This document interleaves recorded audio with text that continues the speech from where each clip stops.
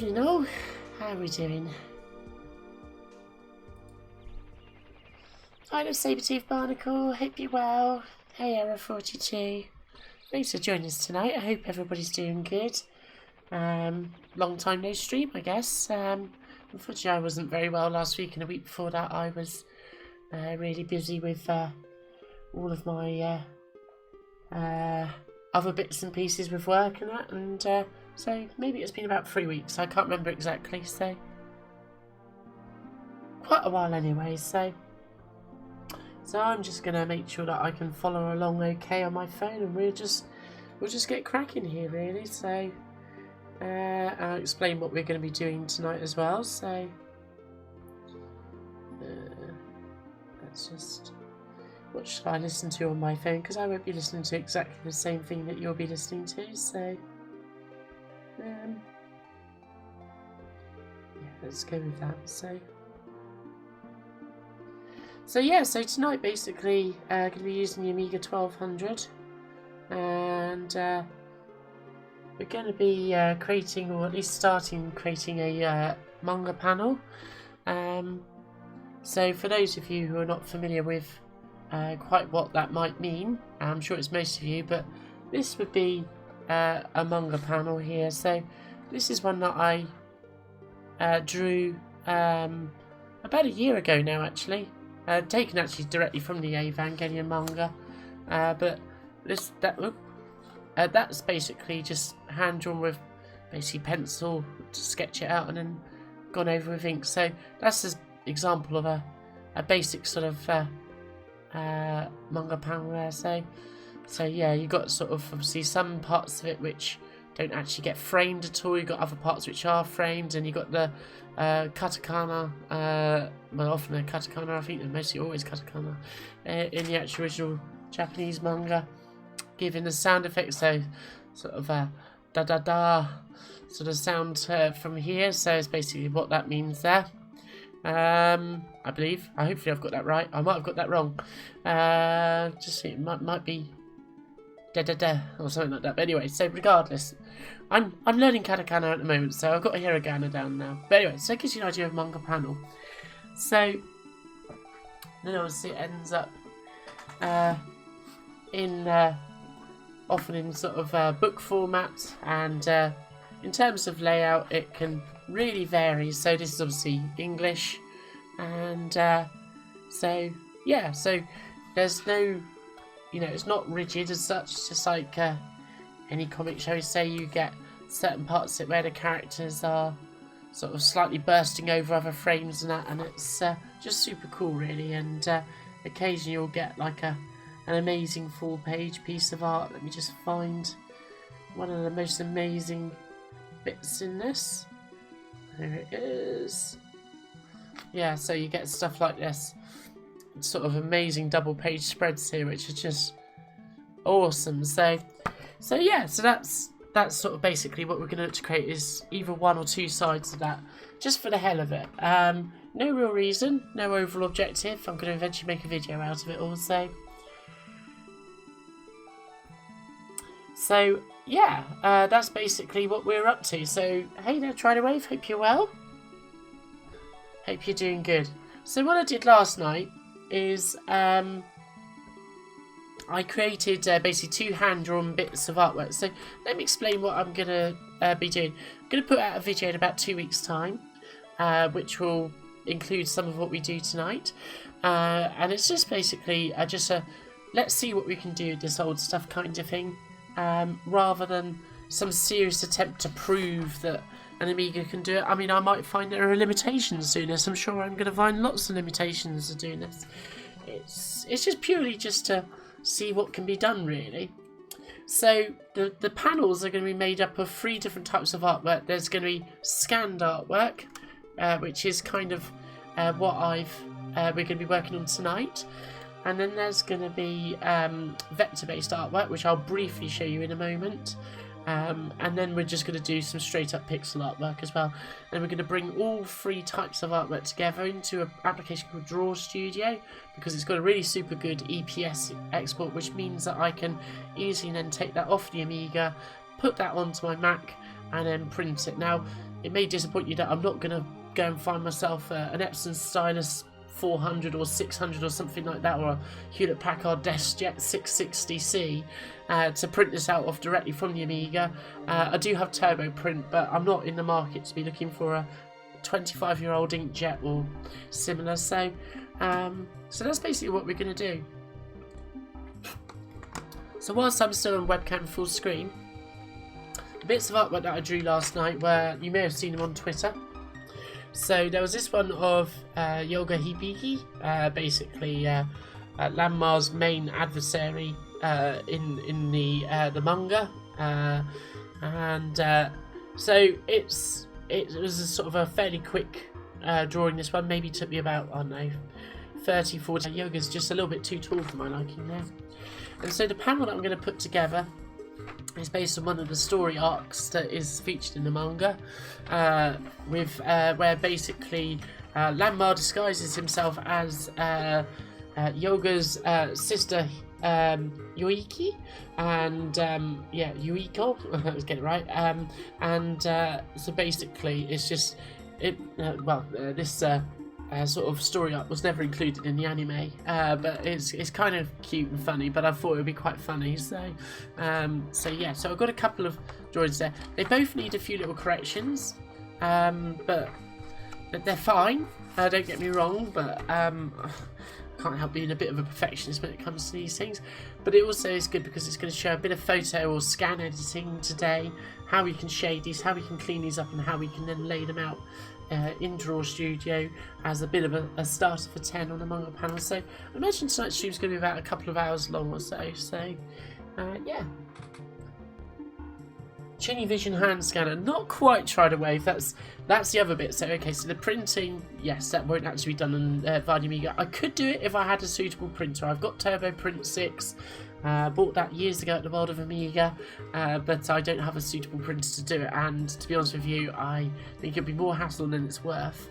And secondly, the scanner situation, I don't have a SCSI card for the Amiga, I don't have a parallel port based scanner, so in actual fact what you're going to see are scans that I took using my phone. A couple of weeks ago, or maybe more, I had to send off an application form, and my scanner on my multifunction device just won't work.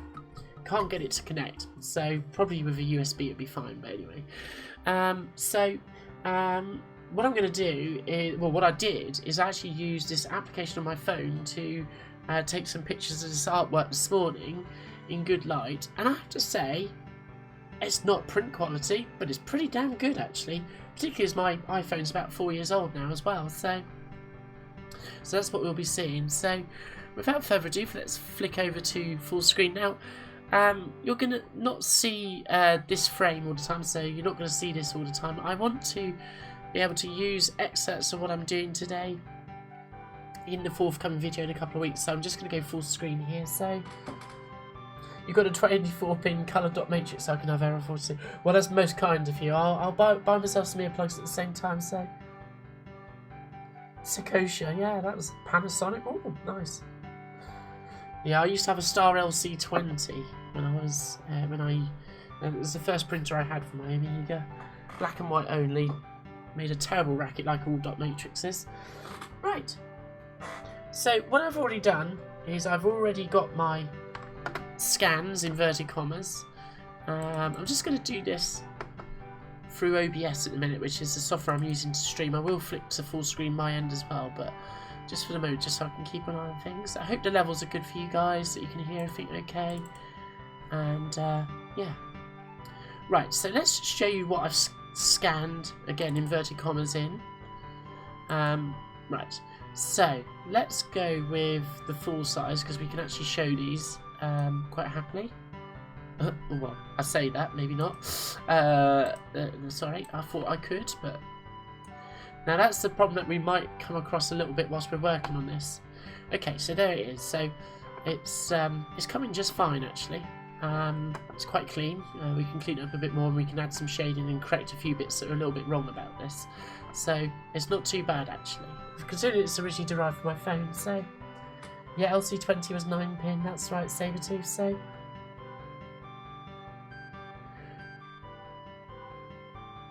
Yeah, exactly, error 42. It's not too bad, actually. I was quite surprised. The proportions here, oh, that's useful, isn't it, multi-view?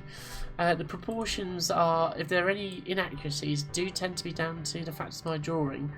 And we're going to correct some of that today. And the yoga one, unknown data, oh, sorry, wrong one. Doing this all wrong, so, did I copy that particular one across? Maybe I didn't. I've still got it on my compact flash card though, so no bother. Let's just quickly do that, so.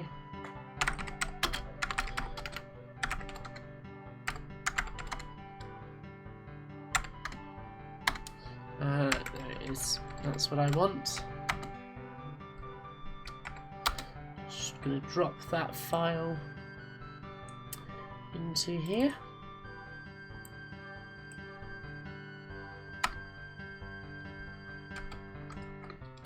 Like so.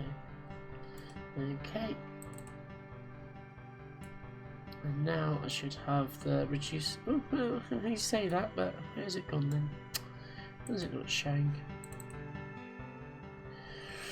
Am I being blind? Who knows? I'm sure I copied it there, didn't I? This is why I shouldn't have closed the shell window.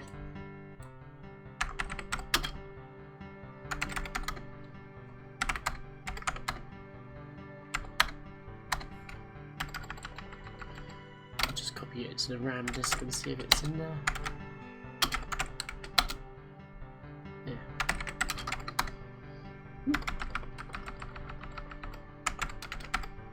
This is fun, this bit, isn't it? No, go away.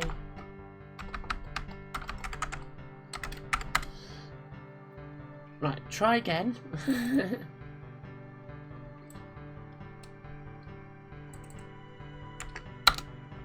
Right, hopefully this time it's actually done it. I must have copied it somewhere else to start with. Oh, there it is. It is there now. Good. Okay, so basically this scan looks like so. And yeah, it's looking pretty good actually. Quite a biggish image. Interestingly, these aren't. I saved them mostly as just either 8-bit or 4-bit images. So yeah, not too bad. It takes up about a half a mega chip RAM or so to display this, but it is 1050 pixels tall, so quite high res for well, essentially a 26-year-old computer.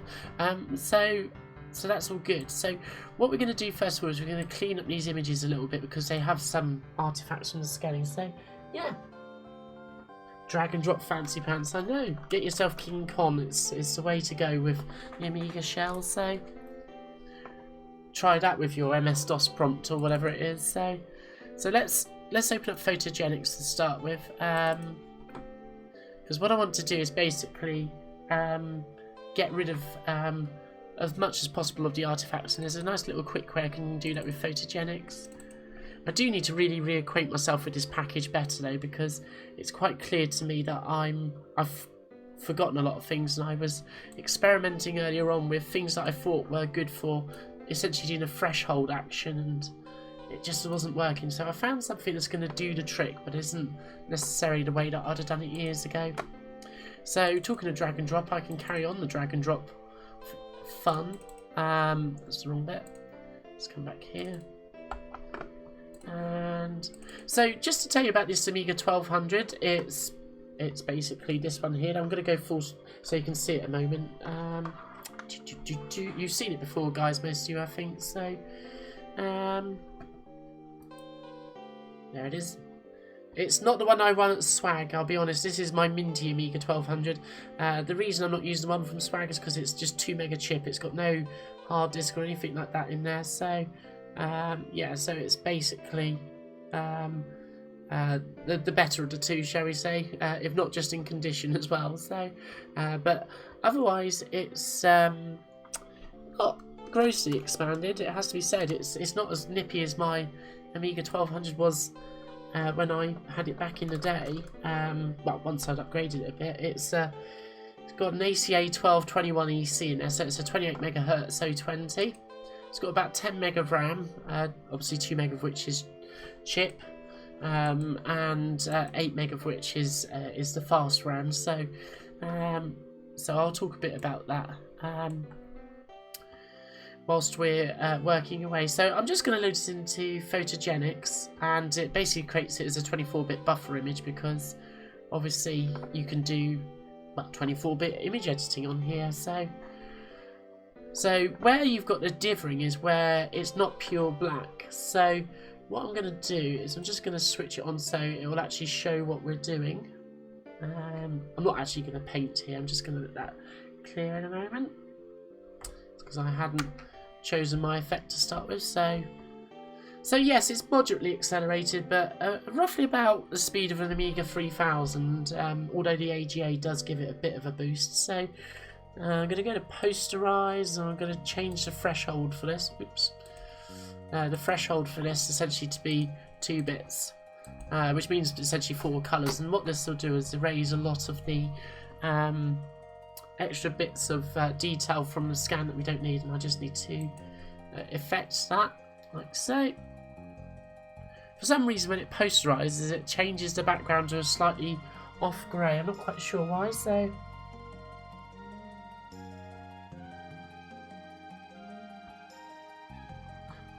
I don't use Dirt's Paint 5 a vast amount, Try to Wave, I'll be honest. I do use it for the animation stuff, which is definitely a step above D-Paint 4 in some respects, but I always end up using D-Paint 4 AGA, so that's not looking too bad actually. So just to show you what it looked like before, just for I can basically clear the paint layer here, and if I switch it back, you'll just see there's some artifacting sort of around the mouth and so forth here, and it would actually look better if I just set this to 256 colour mode. It will actually show the detail a bit better there. So okay, in fact actually there's no speed difference using full 8-bit colour on the screen, so let's just stick with that. So yeah, for you know, over 25-year-old computer, it equips itself pretty well, and you know, there were Amigas of this speed in 1993 when this one would have been manufactured, so, and obviously a lot faster still, so there's plenty of 040 Amigas by then. So you can see a bit of artifacting around sort of where the hair is. It's basically my pencil erasings, which I didn't erase fully, slightly on purpose just to push things a bit. So now if I fix that change, you can see how it takes that shimmer away from Yoga's hair there. So oh, 4. No, I've never had that actually. Oh, sorry, I misread what you wrote. Sorry, Try to Wave, that's my fault. That's not yours. No, I haven't had that. If you use long file names, you will eventually lose the icon. If you go to file save and you've got like over 30 characters of a file name.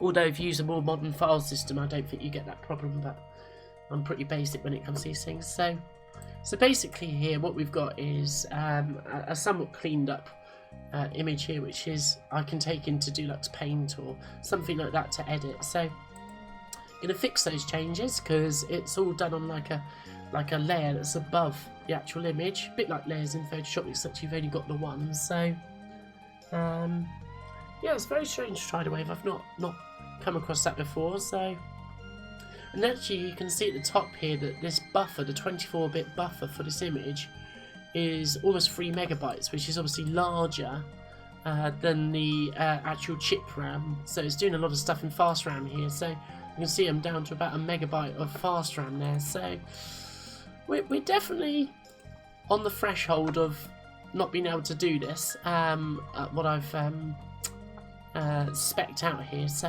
and then if I want to just see how this looks on an Amiga screen, let's just do this in high res at least. I'll do that. Obviously, if I had an accelerator with more memory, I can't expand the memory on this one in this machine. It would be not only faster, but also have much more capacity to do things. So just like any computer, really.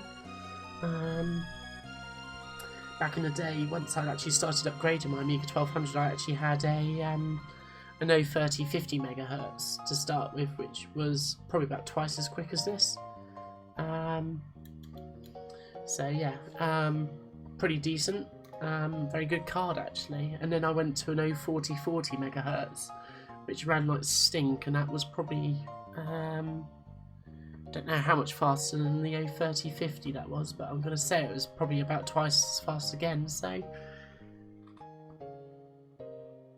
he certainly doesn't look like he's in a friendly mood. Well, that's Yoga for you. So he's a bit of a hothead. So, and let's face it, Ranma's just teasing him again by basically pretending to be his sister. So, so he's bound to be a bit peeved off. So, if you read the Ranma manga or you watch the anime, you'll get used to this sort of kind of expression of Yoga's. So, a DKB Mongoose? No, it wasn't. It was an Apollo 124040. The 03050 card was the Viper 5, which may well have been a DKB derived card. It was sold as the Viper 5 by Power Computing, but I think it went under another name elsewhere. But yeah, you can see how, apart from a bit around the hair, which we can correct here, it's done a pretty good job there, I'd say. So yeah, I'm happy with that. So I'm just going to save it. I don't need to render it all out to screen. So I'm just going to save it as NIF IRBM as well. So let's do that.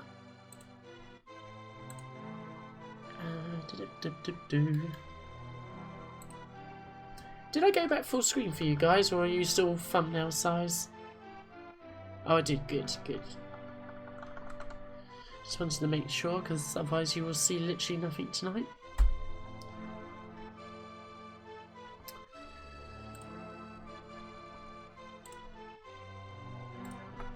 So I'll just call this edit 1, okay. And I'm going to set the settings to be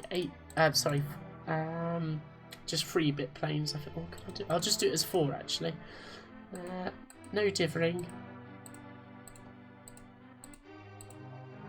There you go. Great. Great.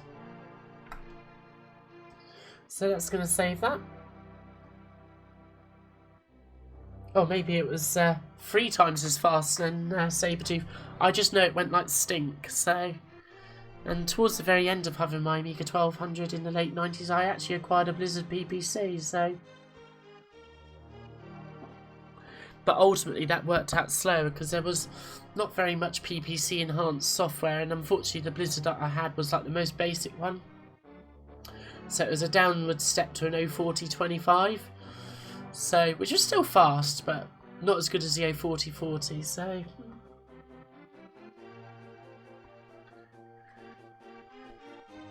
If I can... Oh, actually, I'm full screen here, but just take my word for it, Error 42, that Yoga has this look about him sometimes when he's angry, so...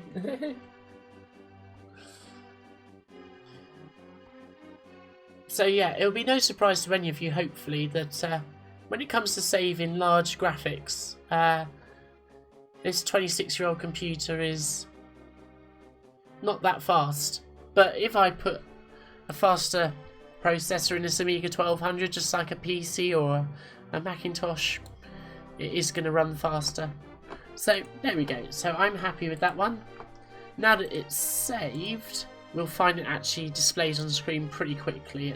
There's no real lag doing that. That all works as you'd expect it to. It's just downsampling that 24-bit image data that drags its heels. So it moves quite at a fair rate.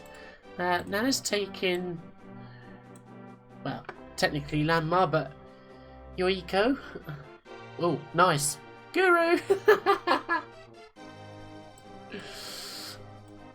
Oh well. Oh, I was loading the bitmap file. Maybe that's why. I thought I was loading the IF image, so... Going well so far.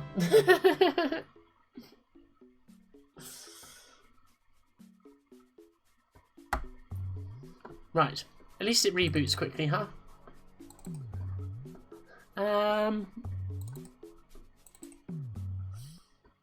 It's rather amusing. My Amigas virtually never crash except for when I'm demonstrating things. It did it at Swag as well. It's quite amusing, really. Right. We won't load the BMP image because I did have some strange issues saving those. They weren't saving out quite as I hoped to, so... Let's just in for a penny, in for a pound, see if we can crash it again, so. Hey, Santi Dargy, hope you're well. Yeah, try to wave, that's a good shout, so. Yeah, I hope you're doing well, Santi Dargy. I hope I don't disappoint, so.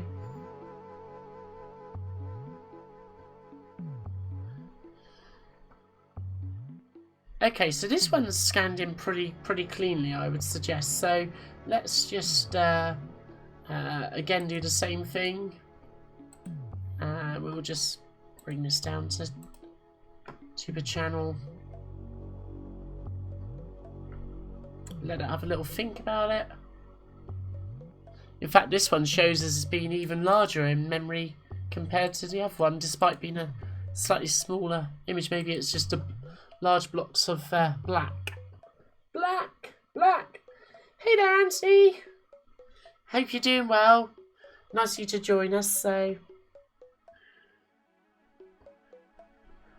So I've just been demonstrating how I'm just sort of reducing some of my drawing artifacts in these scans before I take them into Deluxe Paint. So should have zoomed into this one a little bit so you could see it, but you'll see it a bit more clearly on the yoga sketch, which I'll be loading back up in a minute. So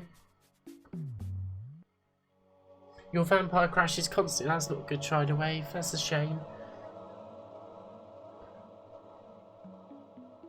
Yeah, so Anthony is one of my very kind Patreon sponsors, so big thanks to him for the support. And obviously there's no onus on you whatsoever, but if you do would like to sort of maybe chip in $5 a month, I think it starts from, you're more than welcome to find out about my Patreon. Just drop me a line, or you'll find it linked to my recent videos, but there's literally no expectation. But yeah, so so now I can just zoom in just a little bit just to the face, and we'll just see how that's cleaned up. Yep, it's looking pretty good. Don't really see any more pencil artifacts there, so. Ooh, recoverable alert now. We're doing well, aren't we, today, so. I'm going to save this before we get any more crashes. Wow, it really isn't happy tonight, is it? So, well, we are punting around big images, so we're probably getting a low. That'll be why, folks. We're getting low memory. We have 61 kilobytes of fast RAM free, so no wonder we're. Amigas don't like running out of memory. They really do not. So, question is, does it have enough memory actually to open the save requester? Possibly not.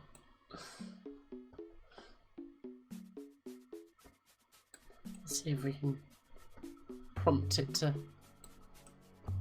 Yeah, we might have a. Houston, we have a problem. Oh, here we go. I've got it to come up. There we go. Yeah, so that's the one little downside. So I am potentially looking at changing the accelerator card in this Amiga for this reason, because it is kind of fun to do this kind of completely out of date nonsense on this.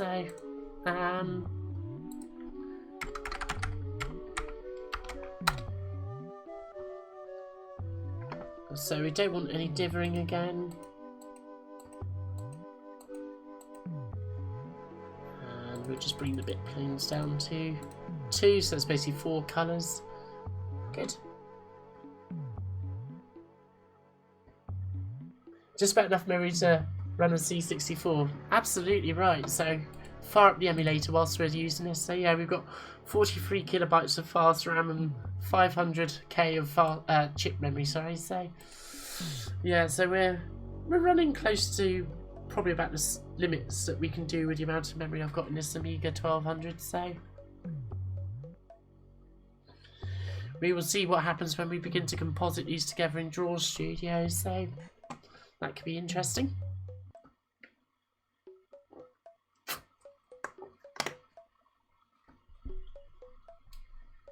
It's an ACA 1221EC Try to Wave. It's just a 28 megahertz 020. And it comes with about 8 mega fast RAM. It's a decent card. It runs fast enough. It's more the fact that it doesn't have the ability to expand the memory on it that's more my issue. I'll be more than happy with this card if I could expand the memory, but you'd have to have a full O20 processor on that, because this is like the EC020, so it's the same, basically the same processor as is built into the Amiga 1200, but it's just spec'd for slightly higher speeds. But because it's the EC020, it can only address up to 16 megabytes of memory space, so it's maxed out basically. So you'd have to get an O20 or O30 card with or better, which would support a full sort of well, suppose you have to 4 gig of RAM, isn't it? But yeah, that's basically why we're at these limits, shall we say. So, but the only downside of the current ACA 030 cards was they've got enough. It's run out of memory trying to close all of its windows, has it? Well, that's a good start. So, come on, Photogenics. Oh, bless it. Okay, right. Quick solution to that. Reboot. So yeah, I suppose ideally what I'd really like to get a hold of is something like those old Blizzard cards, but they're so expensive for what they are, and it's not really worth it before I go to Japan. So, right, so I should now have some graphics. We will see how we get on. We may have to downscale these a bit if they're going to be problematic. So there it is. They're both there. So yeah, so that displays just fine.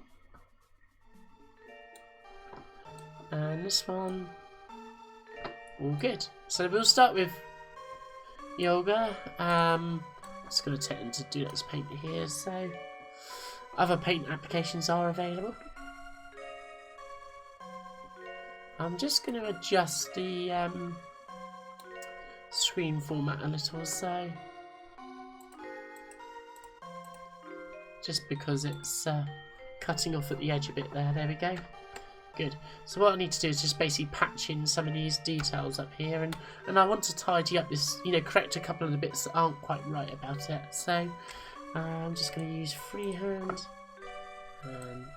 I'll just patch in these bits, and then I'll get a smaller brush just to fix those bits. Obviously there's nothing stopping me potentially using a stencil here, actually, looking at it. So let's see what colour this is.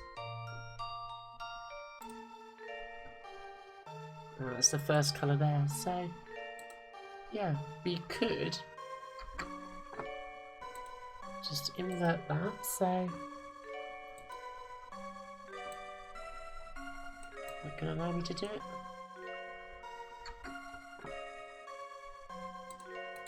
Oh, maybe that one as well. Let's see. Allow me to paint over it. What's going on here?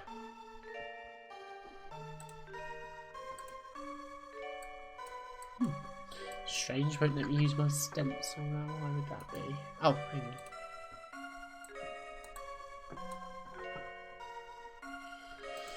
Ooh, gremlins in the system tonight, isn't there? Why does it not let me do that way?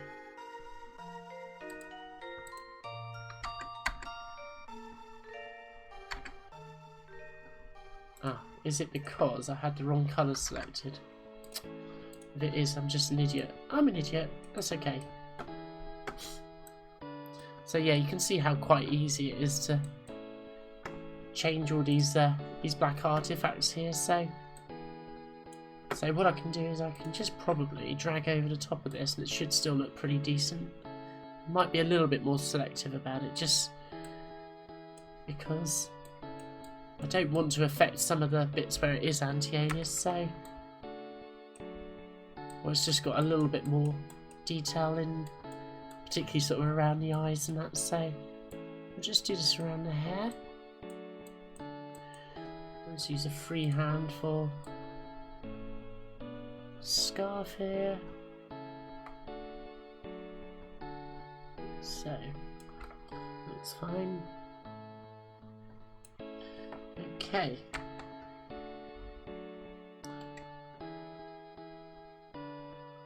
All good.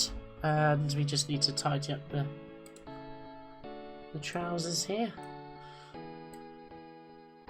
Do that relatively easy. Might just use the free hand up here.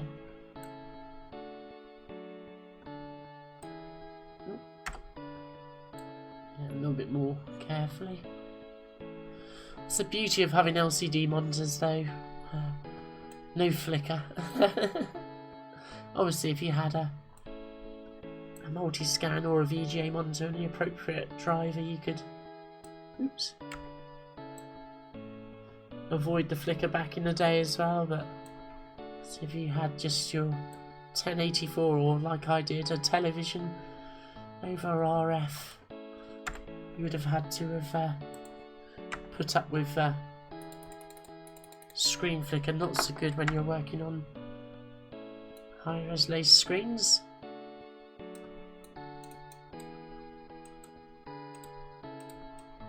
So yeah, just going to gradually tidy up all of this here.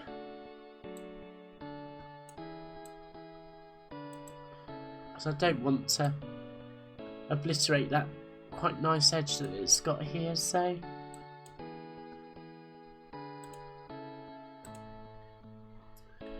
there you go. Let's go for a smaller brush.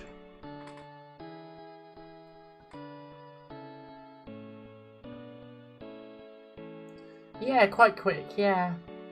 Memory leak, it might be. Error 42, it might be.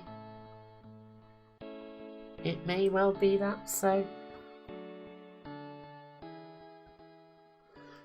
Yeah, it depends what you want to do, doesn't it, Try to Wave? I mean, I'm a pretty patient person, which is probably why I get on just fine using this slightly slower stuff, really. If I want to do anything really serious, I'm not going to be pulling out the Amiga to do it. I'm doing this just because I can, just to see how far we can get, just for the hell of it. So my guess is that it's going to be able to handle it just fine. Because I used to do, maybe not as finely polished stuff as I might be able to pull off today, but I certainly did similar stuff to this back when I was using my Amiga 1200 as my main computer back in the 90s, so I have every bit of faith that we'll get a fair way with this at least. So Warp 1260, oh wow, so yeah, I have a continuous memory leak as well.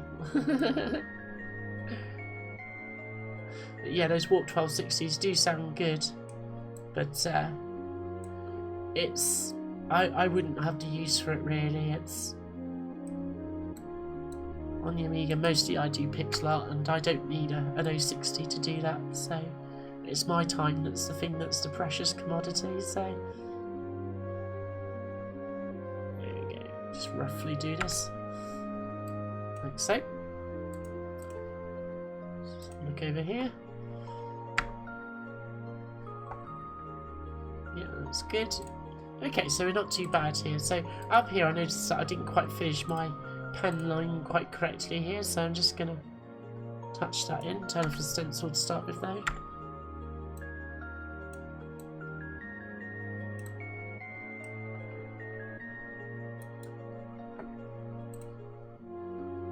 There we go, like so. I'm not going to anti-alias this, folks, don't worry. You'll be glad to hear. And then there's just a little bit of I don't have to clean this bit up, but I'm going to anyway, so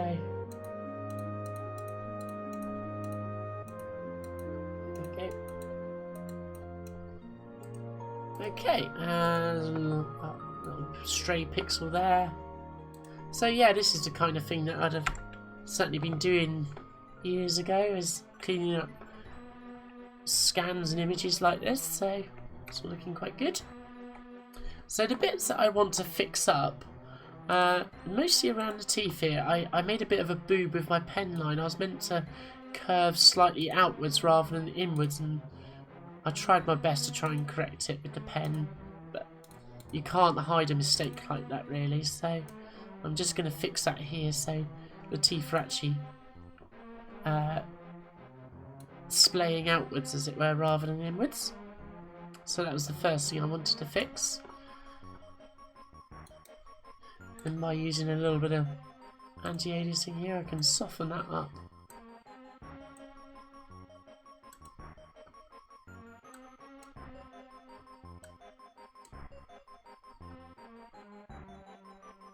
There you go, that'll do. I don't want to go too overboard with this. Next, I felt that this line at the bottom here was just a little bit too broad. So I'm just going to reveal a little bit more of Yoga's chin here.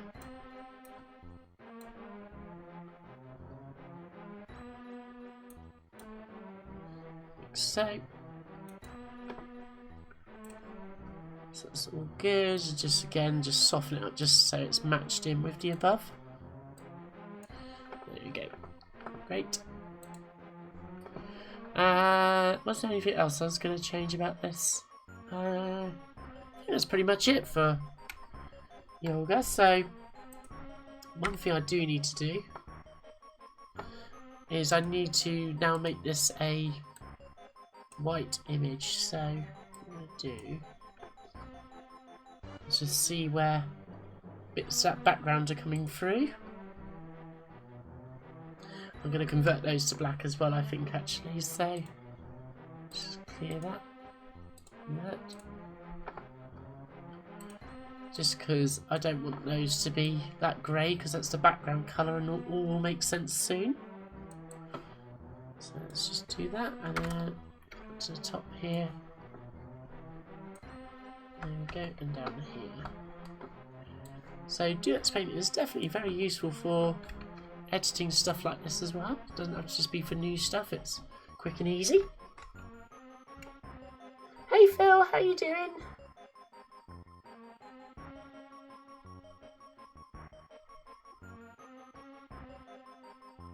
Yeah, I need to check out your video backup tutorial videos, Error 42. With my not being very well last week, I've been a bit behind, unfortunately, with YouTube in general. I'm aware that some of you have left comments on my most recent video, which I've still not replied to yet, so just bear with me. I will get back to everybody eventually. I'm just gradually getting better. Sorry I'm not looking at the chat all the time, folks. I'm just getting drawn into this. I will get back to you, so I'm just going to emphasise these little lines here as well, just to separate out the hair just a little bit better here, because it's quite a distinctive trait of Ryoga when you look at the sketches. There we go, like so. I might just fill in a little gap here. Like so. Okay. Good. So that's looking fine to me. So now what I should be able to do, with a bit of luck, we'll see how this goes. I want to basically be able to flood fill around the outside of here. It's looking fine. It's not leaked in anywhere.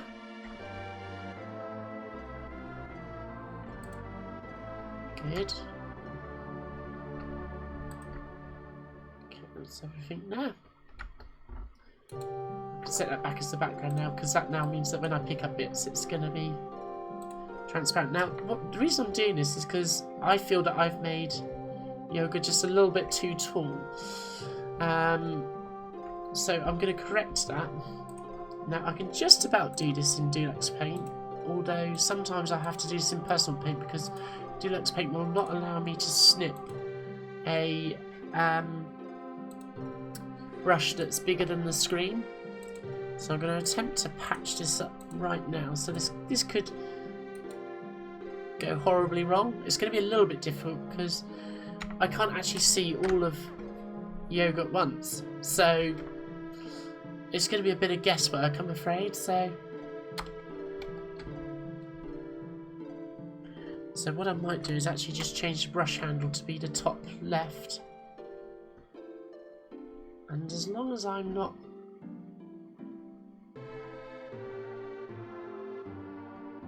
See, it was quite a... I did get it quite wrong, I feel. Maybe not as far as that. Now this is the only problem with Deluxe Paint, is that when you stamp a brush down, you don't necessarily get it will not paint basically where the screen's not in view. Personal Paint doesn't have this issue, but I would open up Personal Paint ordinarily to do this, but just for now I'm just gonna do this in Deluxe Paint. So okay, and then if I do show page, yeah, see, to me that looks better proportion now. So I can just tidy up these bits. If only I could do that with my actual pen sketches sometimes. There's nothing worse than when basically you've drawn something and then when you start inking it, it starts really being blooming obvious that you've got the proportions a bit wrong. So, but hey, that's how you live and learn, I guess.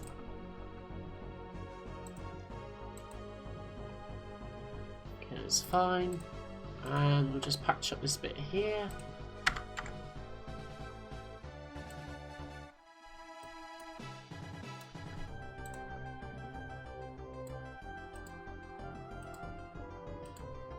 There we go.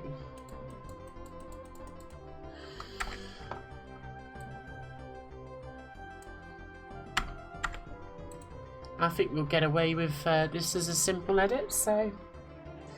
Hey there, Bill, how you doing? How there, Mirko, how are you doing? Hope you're all well. Sorry, I'm just dead in the zone, just, you know, not really paying attention to the chat. Apologies. Let's just catch up a bit, so... Yeah, it was a bit of a nightmare, actually, Error 42, so... I was really gutted that I was ill whilst I had my week off of work, so because I was meant to go away as well and that didn't happen, so yeah, pretty bummed out about it overall. So I can just clean up these pixels here as well, and I think that's Ryoga sorted out, so cool. Okay, so that's looking pretty good. So yeah, hope you're doing well, Miyako and Bill. Hope you're well.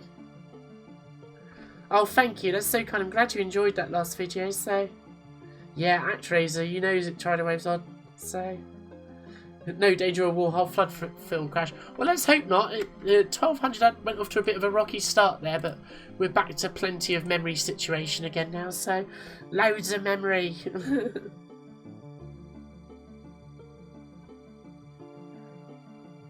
That's a good point, actually, Tridozoid, looking in the mirror. Or putting the drawing in the mirror. I hadn't thought of that, actually. I use the mirror when I'm drawing just to get the poses right and stuff, so which leads to some interesting things. But so yeah. But thank you. That's a good tip. Hi, Love Terminator. Hope you're doing well. So spinal extension. No wonder he's looking angry. Yes, good point, Sarah 42 and Phil. So. All good, stay focused, no problems. So let's change the grey to a pure white now. Like so. All good. And I'm going to just save this. And I'll save this as an edit too. Cool. So now let's load in the next one. Now this one's going to need a little bit of editing as well. So let's load. Change that.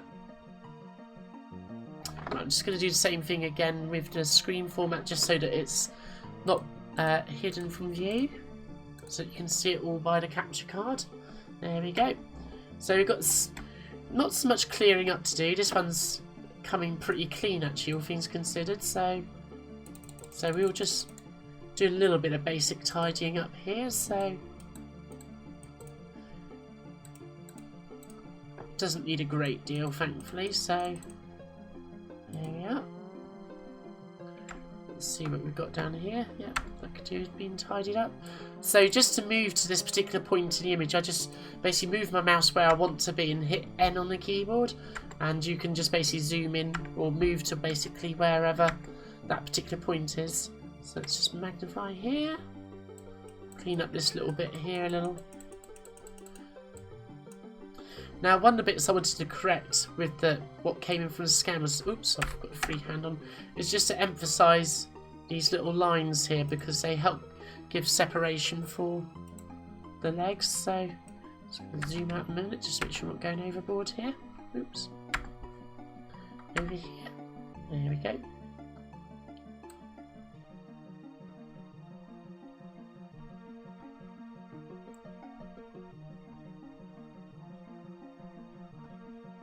I think that's okay. Let's cut the magnification a little bit and we'll zoom in a bit here. Oops. Now I'm just going to see this. We might be in luck here where we can cheat a little bit by using Deeppaint's built-in anti-aliasing, so which can do a reasonably good job. I could even use the curve tool a bit here actually. I'll get away with that. Yeah, that's fine.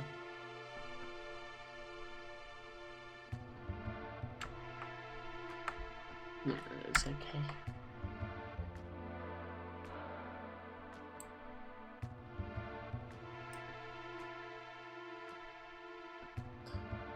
Great stream on Sunday, Bill. Really enjoyed it. I was listening away in the background mostly, to be honest with you, this week.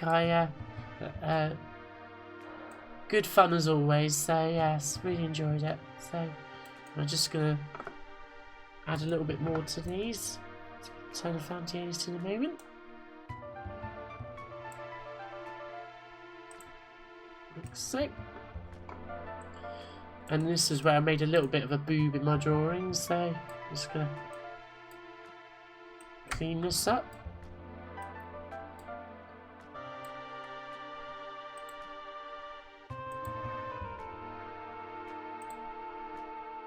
So it gradually gets a little bit wider there, so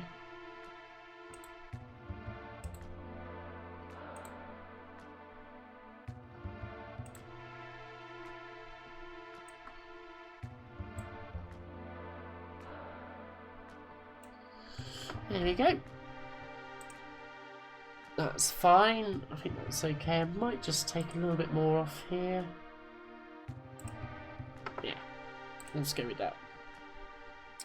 Cool. So, hey, Mad Commodore, hope you're doing well. So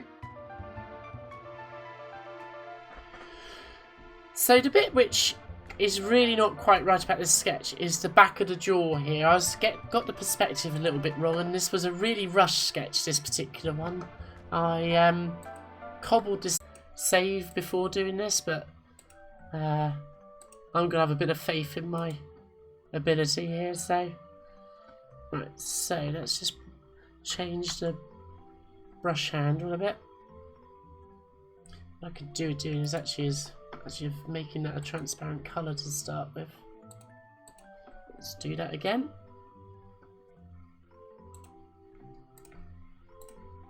Oops. Once again with morphine, third time lucky. Trying to do it just a shade too quickly, I think.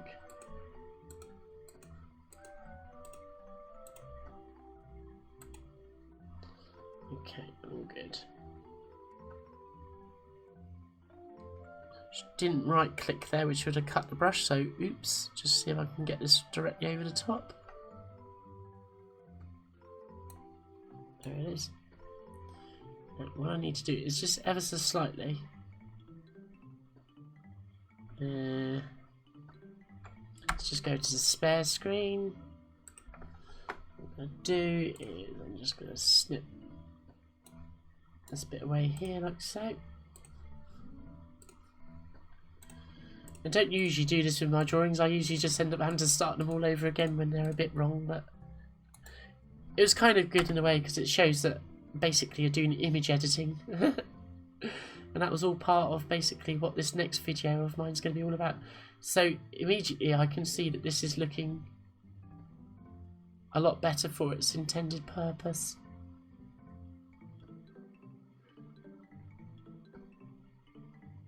Because it also has the benefit of making the face just a bit better proportion there. So what we need to do is just patch this in a bit.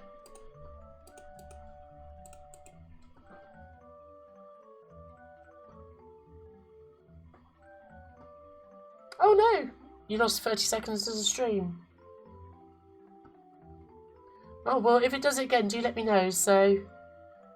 Oh dear. Any stuff to Japan this week? Not at the moment, Mad Commodore. I've not heard anything, so... I've sent off all the latest bits that they wanted a couple of weeks ago. I did send a quick email just to make sure that they received everything okay, but I'm fairly confident that all is fine, so... yeah. All quiet on the Western Front, as they say, so... Okay, let's see if we can... Yeah, I'm going to be able to use the curve tool there, that's fine. So let's just bring in anti-aliasing. Actually, before I do that, I'm just going to draw this. Then I can flood fill the gap.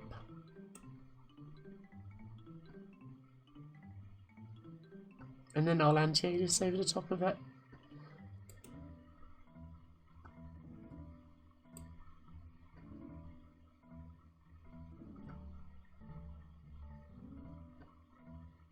Yeah, actually, just rethink this a moment. Because really, I think that should come underneath here a bit, so... Ooh. Get it right in a moment. Don't usually use the curve tool for the very reason it's kind of exhibiting at the moment. It's got a single point of curvature and it gets a bit limited, but anyway. That'll pretty much do.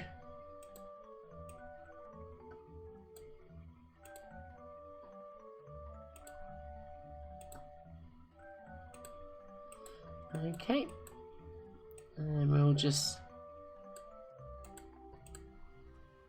patch in a bit here.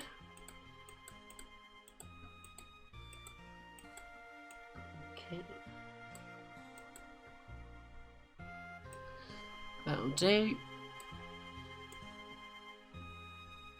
Yeah, I hope the stream's not going to start acting up for you guys, so that would be rather disappointing.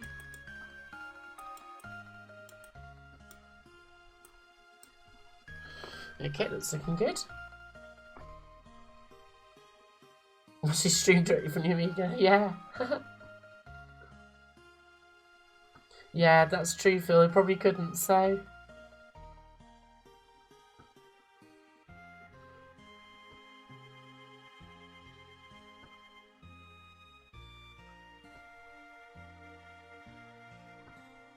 Amiga mods, yeah, so...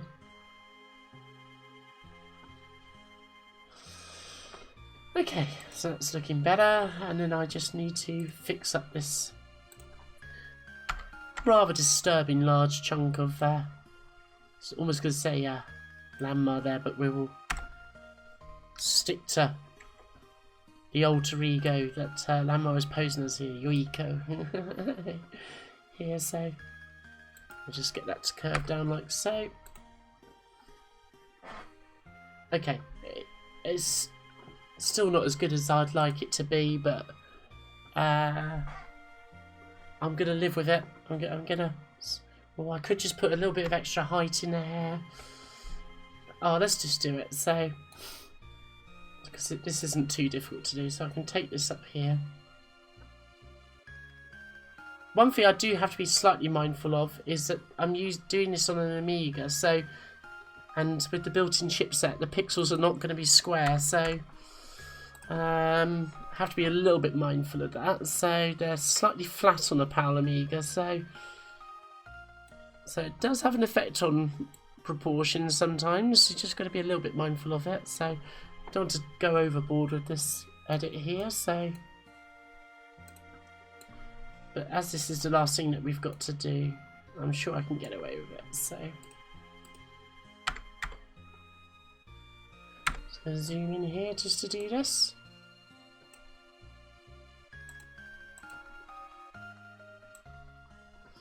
But yeah, this would be something that a lot of computers would have been pressed into use doing, just editing scans and stuff, so nothing too mad about this, I don't think.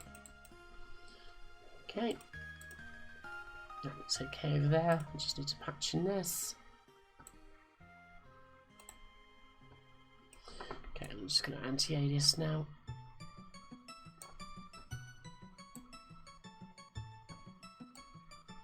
And likewise here. Flood fill. And and zoom out on this bit.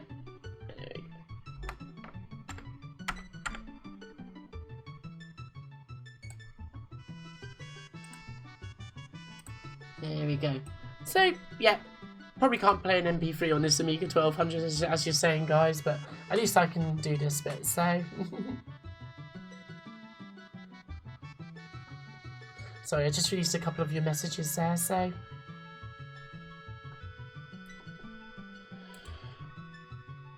Okay, so, that's looking better. So,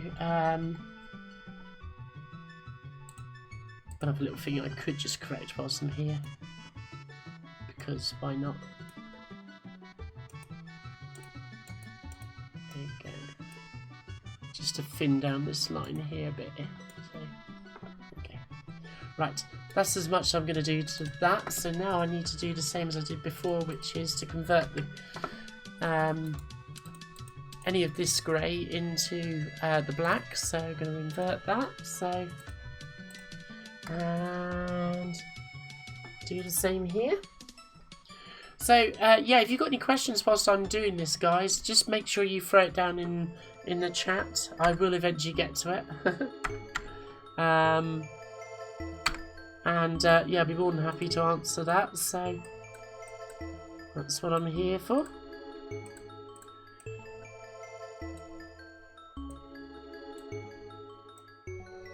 There might be certain parts of this process where you might be thinking, well, what's going on here? So do ask away. Just tidied up this little detail here a little bit. It's just a little bit messy. It wasn't messy in the drawing. It's just the scan, shall we say? So, which I still maintain is pretty remarkable considering it's come from a mobile phone.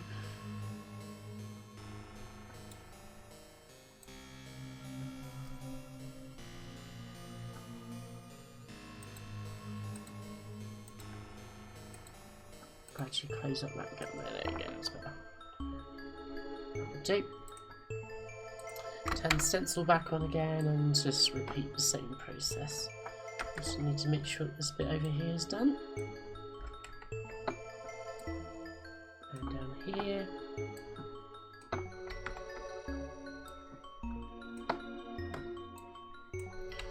Okay. I think that's pretty much all of it, so. All good. So now I should be able to change this colour to basically like I did last time. Can't see any red. Oh, hang on, a little bit up there, so quickly correct that. Oops. Undo. Black. Oh, it's because it's anti-alias, doesn't it? Let's just go to anti-alias none. No, oh, still not doing it. Must be. No.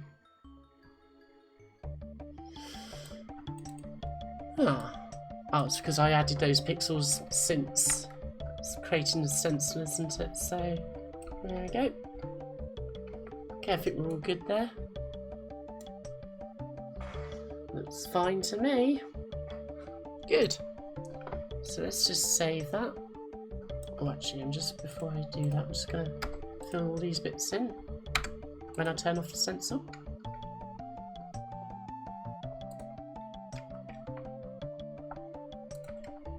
Like so.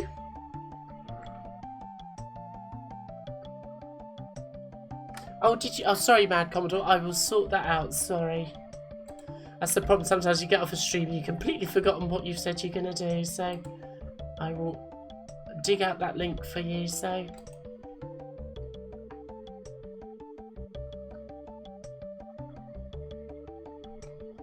Okay, that will do. All good. Just for completionist sense. Oh, no, don't do that though. Thank you, Durex Paint. I wanted to get the menu, but never mind. So if we save this now.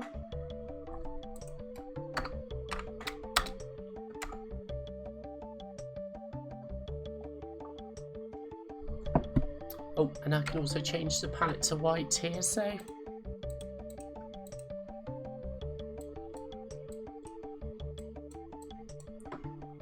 There we you go. Looking good. Save.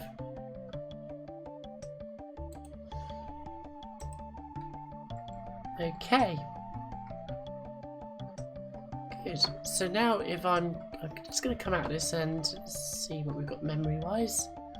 Okay, I'm going to load up Personal Paint now because there's one little thing I want to do with the yoga graphics. So, what in there? Let's come into here. And what I want to do here is put an outline around him.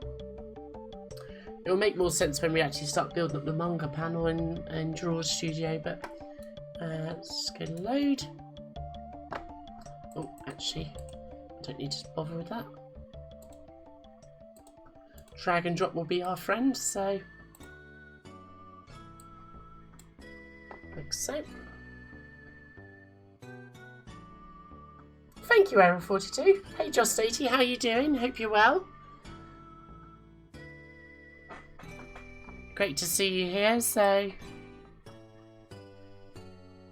Okay, so that's looking pretty good there. So the reason that I've come into Personal Paint is because this will allow me to cut a brush that's bigger than the screen size, whereas Deluxe Paint and Brilliance don't seem to allow me to do that. So let's just do that. There it is. Now, will I have enough memory to put an outline around Yoga? Let's hope so. I do! Hurrah! Okay, so you can see I'm basically just adding a white outline around him here. And the reason for this is that I want to offset this against some background imagery once I actually get him into Draw Studio. But there you go. So that worked out quite well. And the other nice thing about Personal Paint, it does have its uses. I'm just going to change this to the upper corner. And if I come to coordinates, if I come up to the top left, like so, let's just stamp him down there. When I stamp him down, unlike Deluxe Paint, all the brush is going to be painted down, so it's all good. So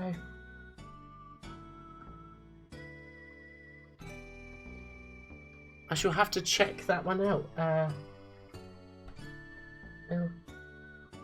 It does have a slight accelerator, Mixels. It's got a 28 megahertz 020. But it's not wildly accelerated, no. It's if I just bring open, I don't know where I've got it actually. Oh, there you go. So yeah, this is just the ACA 1221EC Mixel. So you've got 8 mega fast RAM essentially, or something like that, maybe 10 megs. Obviously 2 mega chip stock, and it's a 28 megahertz ECO20, so just basically a faster version of what the A1200 has built into it. So not as fast as they can be, let's put it that way. So about the speed of an A3000 though, so that's pretty good. So 25 megahertz 030 or thereabouts. So yeah, so that's looking pretty sharp, so all good. So I'm going to save that now. Call that edit free. Now I don't need to do the same thing with the Landmaster Yoiko one because yeah, it's just going to have something different done to it. So the last bit I want to do is actually add some shading to Yoga's tunic here, because it is meant to have some. Now they use very specific patterns generally when working on these in manga and so forth, so I'm going to try and roughly emulate that, but I'm not going to go too overboard. So just because I like Deluxe Paint, I'm going to stick with Deluxe Paint. So oh, will it not let you post a link, Sabertooth? Try again and I might be able to approve it. So I'm going to do this with just a black tone. I'm just going to create a basic pattern. I'm just going to do a 32 by 32 grid here. Oh, hang on a minute, that's where I wanted to do that. So So yeah, that's what I thought it was going to do. So let's go to the spare screen here. Click that. So what this will allow me to do is basically, with this, the symmetry tool, is essentially create a tile, like so, as you can see. So what I'm hoping to do is, just by looking, you can't see it, but I'm just looking roughly at Yoga's tunic here and the kind of pattern that they're using. I'm just going to roughly emulate that. I'm not going to, like I say, go too mad to try and replicate it exactly, because that would be madness maybe. But it's just sort of details like this essentially, almost like looking at Braille or Morse code. And the cool thing is I could just mix it up a bit by taking in some odd colour pixels. Actually, this would probably work better if I do it like that, and then maybe bring those in like so. Oops. So yeah, I don't want to major on this particular part, but it will just give us excuse me, a nice effect when done. So, which roughly will look like the pattern that's on his tunic. And by using the symmetry tool, it's allowing me to obviously make sure that each edge lines up with each other, so without having to do it manually. So top tips, folks. So when you get used to making sort of these kinds of patterns, it certainly opens up a whole new world of shading which you may not currently have at your disposal. And then I can just basically, because I've got this grid on, I should be able to take... actually, I'm going to turn the grid off, if it will allow me. Oops, there we go. I can take chunks of this and just lay it down with the symmetry tool on, ideally. Allow me to do that. Yeah. So it does look a bit crazy. Ooh. Gonna flip that the Y way around. Okay. And what I'm gonna probably do is take out every other line here.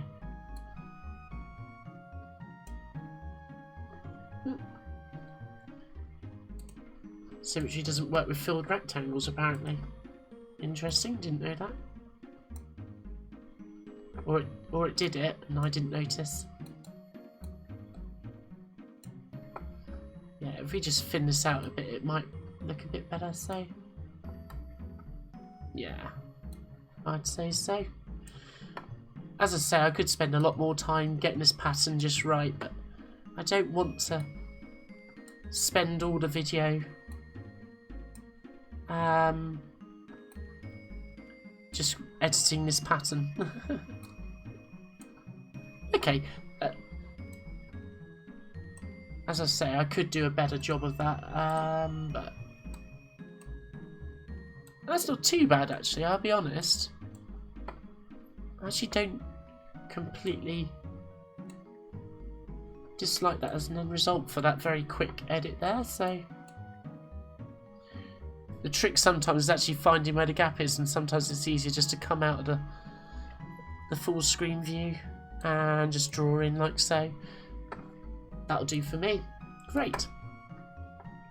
So now if because I set my symmetry to 32 by 32, if I turn the grid on, I've got 32 by 32 there. I should, in theory, be able to take, obviously it's aligned to the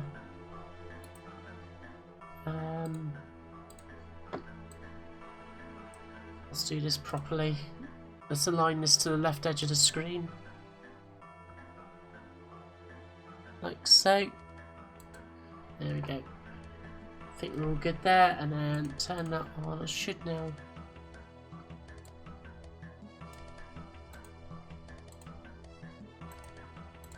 yeah, that's going to look fine. So there we go. So there's my pattern. I could do it better, but like I say, don't want to labour it. So we're going to take it from the brush. And let's just see how this looks. Haha, that actually looks not too bad.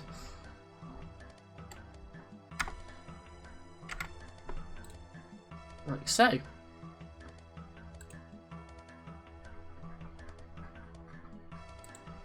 Pleased with that.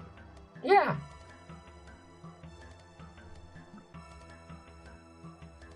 Yeah, that's not a bad one, Mad Commodore, actually, the Apollo 1220. At least you actually get the FPU with that one as well, which is something that I would quite like in Draw Studio. Okay, that actually looks pretty wicked. There are problems with it. You can see the clear dividing line, but I'm not going to quibble over that at this stage. I'm actually really pleased with that, so...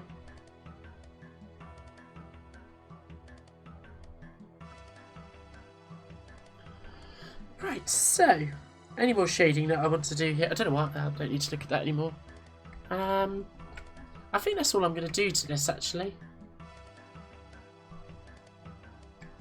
Yeah, I'm happy with that. So let's save that.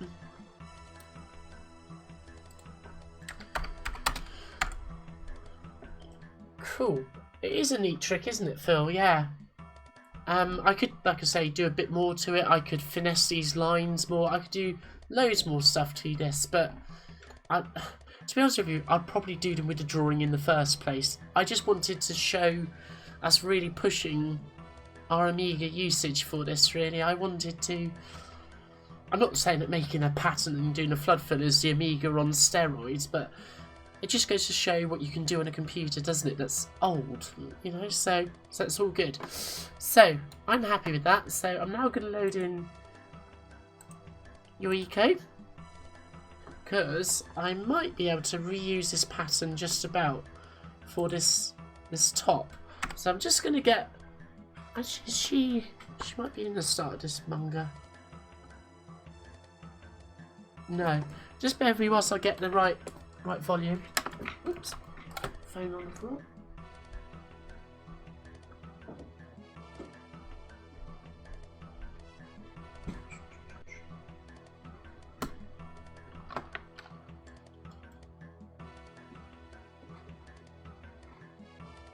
Yeah, exactly, Mad Commodore. You know that, so thank you. That's really, really kind of you. Thanks, Bill. Imagine that pattern on an interlaced telly. You laugh, Phil, but that wasn't it. Actually, one of the openings of Ranma 1/2, I think it was for Series 6, wasn't it? And basically, they used like almost like a television static screen to sort of do it. Oh, okay. So this has like the cross hatching, which is used quite often. So instead of using this, let's flip again. And we're going to do the same thing again, but we're just going to do the cross hatching that you will see in Manga. So let's zoom out a bit. Right,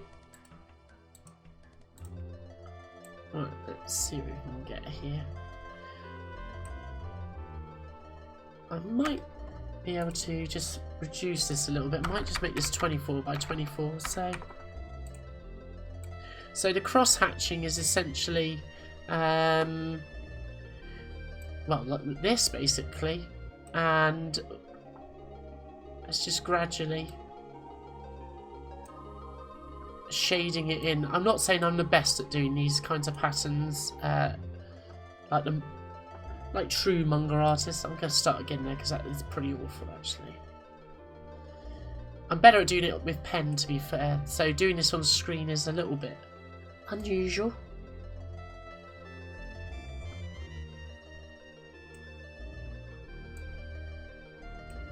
That's better. I think if I just gradually divide these up, I should be able to do it. So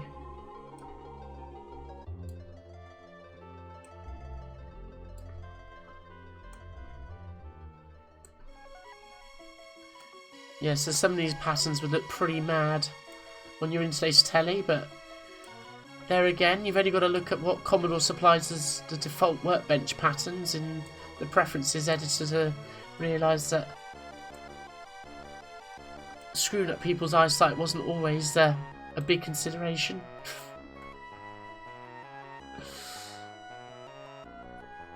Am I getting anywhere near with what I want to do with this pattern? Not sure yet, so...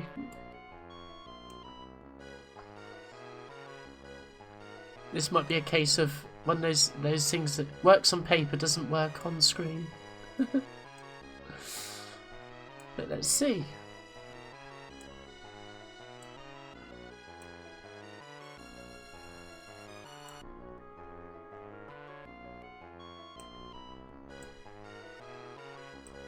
I'd say this might be a case of looks better on paper than it does on screen, that pattern, so let's just go for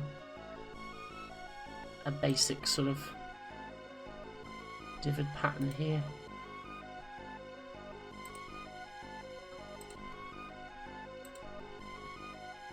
Let's go something like this, I think, so. Because I don't think I want it too dense, so. Like so.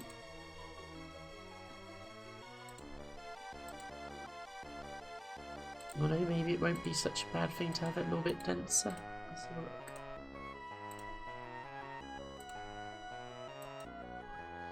Actually, that might be okay, so... Okay, so I don't need to do all of that. It's a fairly straightforward pattern, so as long as I snip an extra couple of pixels above and below, that should tile okay, I think. So it's, yeah. And then I should be able to...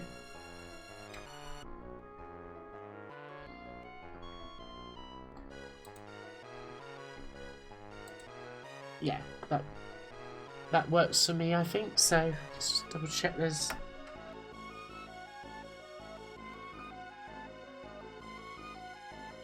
Get this right.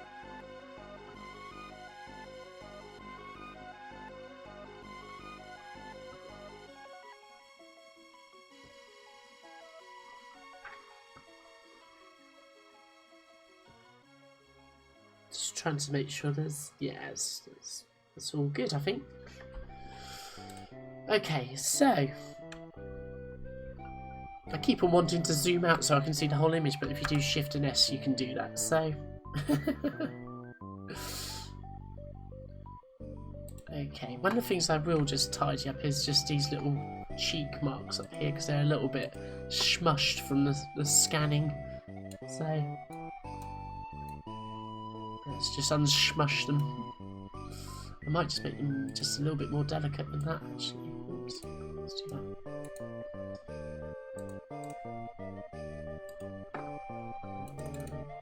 Zoom out a bit more there. Turning the anti-aliasing just for speed.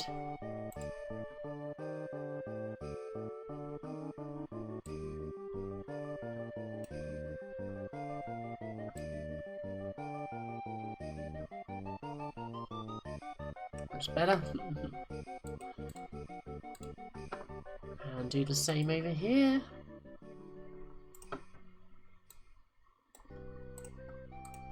Oh, I don't know. Oh, it's anti-aliasing. Turn it back on again. Oh, rats. I didn't actually look what I did. I just assumed that it had all worked out fine. How wrong was I? There we go. How funny. We'll just a little bit over. There we go. That'll do.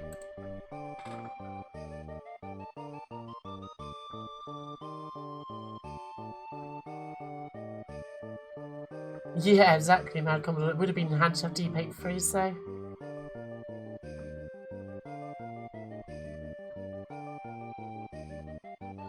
Yeah, no worries, Bill. See you after the conference call, so...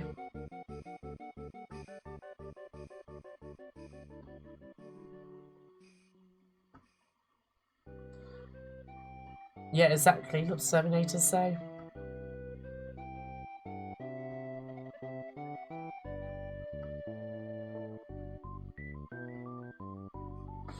Okay, so... I'm just trying to keep a bit of an eye on the chat, folks, so... So this is pretty much all good now, so looking good, looking good. Right, so let's save this.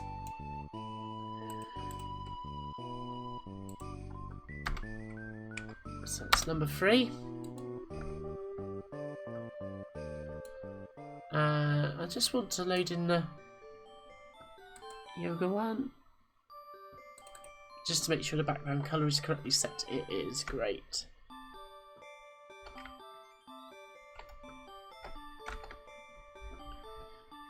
To be fair, I can actually just get rid of this. I don't need that in there, so...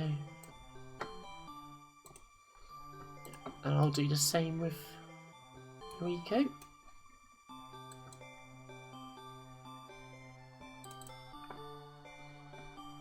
She's got a little bit up here as well, so... Hibiki Yoiko, we don't need that, so that's all gone. Save, yeah, done. So, let's quit out of that. So as you can see, even this 1200 when it's not editing 24-bit buffers, it's pretty quick really. There we go. So, which, to be fair, that would have been slow on most comparable computers to this really at the time, so that's number 4 final, and this one's the final one up here as well, so put a little F on there so I know that they're the final. I'm going to create a new folder. I'm just going to put in bits that I've done as I've been working on this into here, just to keep everything nice and tidy. Great. And these ones, and there we go. Great, so now I should... Looking good. Excellent. I wonder how big that is actually in kilobytes. 61k, it's not too bad. And likewise. Superb, great. And that one is 45k, so looking good there. So, oh, good luck with the decorating. So, good luck, Mad Commodore. Thanks for dropping in. So, oh, hi Daishi 5571. You had a lot of fun with your Star LC10 colour. I had a lot of fun with my LC20 black and white. So, yeah. Oh no, your migraines look like interlist. That's awful, Phil, if you suffer from those. So, you have my every sympathy. So. Okay, so what we now need to do is bring these into Draw Studio. So a little bit about Draw Studio. There were 2 Vector Arts graphics packages on the Amiga that I got on really well with in the day. Originally that was an application called ProVector, which I do have on here. I'll just open it up. So yeah, ProVector was probably the main one that I used back in the day, when I had the Amiga 600 as my main computer before I got the 1200 and before I upgraded to 1200. It works pretty well, as you can see. It's nothing wrong with it. You can fill shapes, you can, I think, I have to remember what all these functions mean now because it can be a bit quirky in its user interface. Is this to... No, that's not what I wanted to do. I've just got to remember how to... I thought that was to move. Maybe this is to move one. I always forget. Oh, that is to move one. So you can move things around. You can change things quite happily. The size of it, flip, skew, rotate a lot, basically. So pretty good. Its main limitation is the fact that the export is not particularly useful. It's fine for getting a bitmap out of, but the PostScript files just lack the full compatibility and stuff. It's got layers. It's actually, to be fair, it's not actually all that bad, but it's just a little bit quirky at times. Like when you want to do a fill, so if I go to style fill, so I'm just running this in grayscale at the moment, so let's just say you've got colour 10 there, so let's do okay. So, but it doesn't change it immediately. You've then got to, and this might actually be what this button's for, if I remember rightly. Is that to do it? Nope. There is a button that you push to push those changes into whatever you've got selected. It isn't clicking that in. Just got to remember. I'm pretty sure it's a... No? it was a bit quirky anyway, as you can tell. So, or is it this button? No. Ah, it might be actually. No. Film.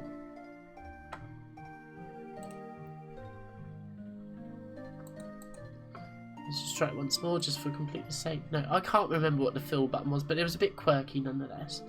It was certainly one of these, and then to delete stuff you had to click that, and then click that, and yeah. It was okay, you got used to it. But a better application was Draw Studio, which came out around about 1996, so quite late on. And this is excellent. So, now, I don't know if I think I've been running it from floppy disk, you know, which is a bit bizarre, but this works really well with a package. Put it in tools? Yes, there we go. So Typesmith is another... Why does it want image FX? Maybe I previously had that. So Typesmith is an excellent application because this allows you to easily convert fonts from various different formats into sort of more modern day formats. So I don't know that I've got any examples to hand. Let's just have a little look. I might have something in my compact flash card maybe. Oh, here you go. It is just Amiga fonts, aren't they? So that's no good. No, I don't think I've got anything here that's suitable. So, but yeah, this is a superb font editor and converter. So, really good professional bit of software, to be honest with you. So this allows me to download fonts from the internet, so like open type fonts, as it were. And then convert them to Type 1 fonts, Adobe Type 1 PostScript fonts, which I can then use in Draw Studio, which I opened. So this is Draw Studio here.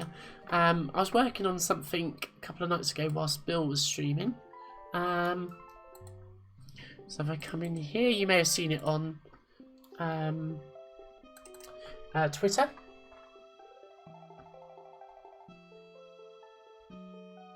This program drove you insane, did it, Daisy? Yeah, it was a bit strange, wasn't it? So, nice stuff, Mixels. Yeah, you had a dot matrix printing meat symmetry tool on Johnson's portfolio art college. That's awesome. So, hey, Imran, how you doing? Hope you're well. So,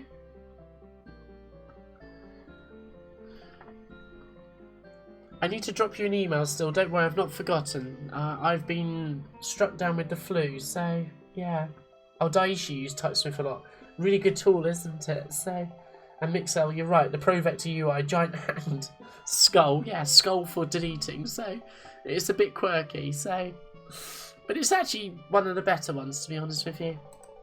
But Draw Studio is the best of the bunch, really. It uses Magic User Interface, but don't let that put you off because you can do some pretty decent stuff with this. So, just like they did on Blue Peter if you're in the UK. Here's one I made earlier. So if I come into this particular one, we're going to here. So you can export the images as bitmap. So this is a 1-bit bitmap, so quite good for actually taking into Deluxe Paint and doing some filling. Or you can save it as an 8-bit image, which means that it's going to be nice and softened. As you've got here, it's probably a bit too softened because I've not got the width of the outline. It's only set to a pixel wide, so it needs to be a bit bigger. And you can export pretty high resolution, as you can see here. But the other thing is, which bizarrely, unfortunately at the moment I can't show you actually on the Amiga itself because for some reason MetaView doesn't want to run at the moment. But you can save as an EPS, which is going to load perfect on your modern systems, including the fonts. So if I was to take another example, this is one I do really need to finish because it is almost done. Let's go into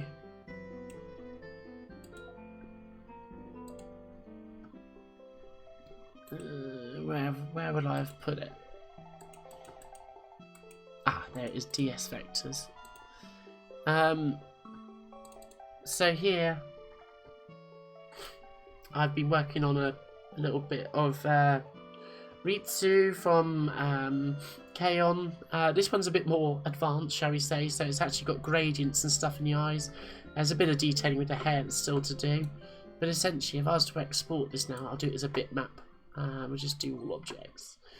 I'm going to just leave it as 24-bit, but I'm going to make this a lot smaller. So now, annoyingly, even though you tick retain aspect ratio, if you change these values, it doesn't really do it. So it's blooming annoying. So not without its faults, unless I'm doing something wrong. I've read the manual and it doesn't really elaborate very much. So the simple way to do this is basically get the calculator open. 1566, I think it said, yeah. And I'm just going to divide that by 3 because that should be perfectly exportable. 522 and 1716. Oops. Divide 3 as well. 572. Because these are the right aspect ratios. Now the reason I'm reducing these is that this Amiga does not have enough memory to export 24-bit pictures much bigger than this. It may even bulk at that size, believe it or not. So, but you know, there are limits to these older computers, but this should be fine.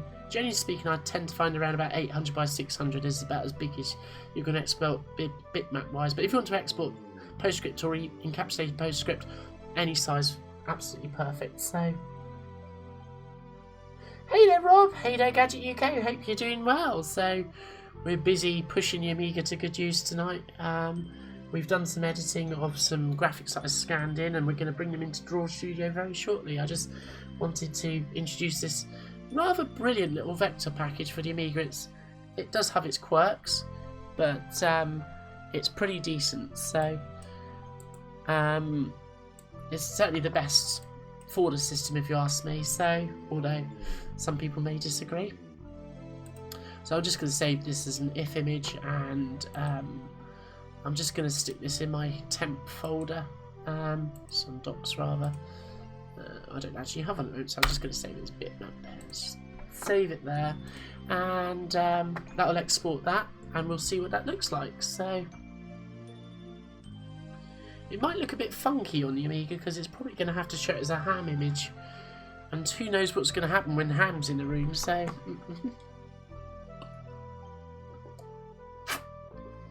obviously you can change your preview to actually be in colour, but because this is an AGA Amiga, it will slow down if you're using colour, so just something to bear in mind.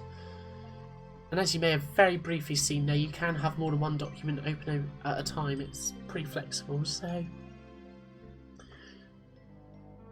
yeah, so obviously I'm limited to basically an 8-bit display, but you can see that, you know, it will display in colour. You don't have to have it limited to black and white, but just for speed, that's why I do it that way. But you know, you could zoom into the detail when you're working, like so. And like I say, this is only a 28 MHz O20, so obviously if you had an O30 or an Amiga with an FPU of any sorts, it would be a lot quicker. So it's not too bad for what it is. It's a 26-year-old computer. So yes, you can edit in colour. You don't have to be limited to black and white. So let's just do that. We'll switch this back to 1-bit. And I can close this now actually, so I'll just close this particular graphic, like so. And then if I just, what I might actually do with this one is use ViewTech, because I don't quite know how it's going to try displaying that exported image, so let's just see. ViewTech's more likely to do a better job of it than Multiview will, so. Oh, thanks, Lobsterminator. I hope I left it zoomed in long enough, sorry. No worries, Lobsterminator, good. I'm glad you... So yes, you can do gradients and all sorts, and so actually you can create very decent manga graphics, and because it's EPS, you can export that, put it onto your Mac or your PC, pop it into Photoshop or Illustrator or, I don't know, Quark or InDesign or whatever, and it's every bit as good as any modern system, as it were. So it's actually, if you don't mind, just if you're doing it for fun and you don't mind generally the speed limitations and that, it's pretty good. But it exports a 24-bit image pretty decently, and shown as a ham image here, you can see that it looks okay. Obviously, if this was displayed on a system that has like an Amiga with a graphics card, or a modern system which can display 24-bit graphics, you know, you're not going to have that ham fringe in there. Is only because, obviously, I'm limited to AGA here, so neat. So, let's just delete that file. Oops. Is it going to let me do it? Try again. Good, got it. Little hidden feature that in the ASL library is that you can delete files from within a file requester. So back to Draw Studio and our graphics. So let's close this one and this one. Oops, select the screen, and we'll do a new document. So I'm just going to stick to A4. I'm not going to do anything silly here. So if I go to Pages, let's just make sure that it's set to A4, because it might be set to something like letter size, US letter size, or something else. So we will do A4, and we'll leave it in portrait. Obviously you've got page control, you can add pages and stuff, so it's all good. You've got layers, so that's also all good, which is nice. Yeah, you've basically got all the bits that you'd expect. Fill colours, pen colours, line weights and styles, so pretty decent really overall. And you've got fonts and stuff, so you wouldn't have thought it, would you, Error 42? But this is actually a really good package. So let's just get the page up a bit. So this is not really a page layout program. It's really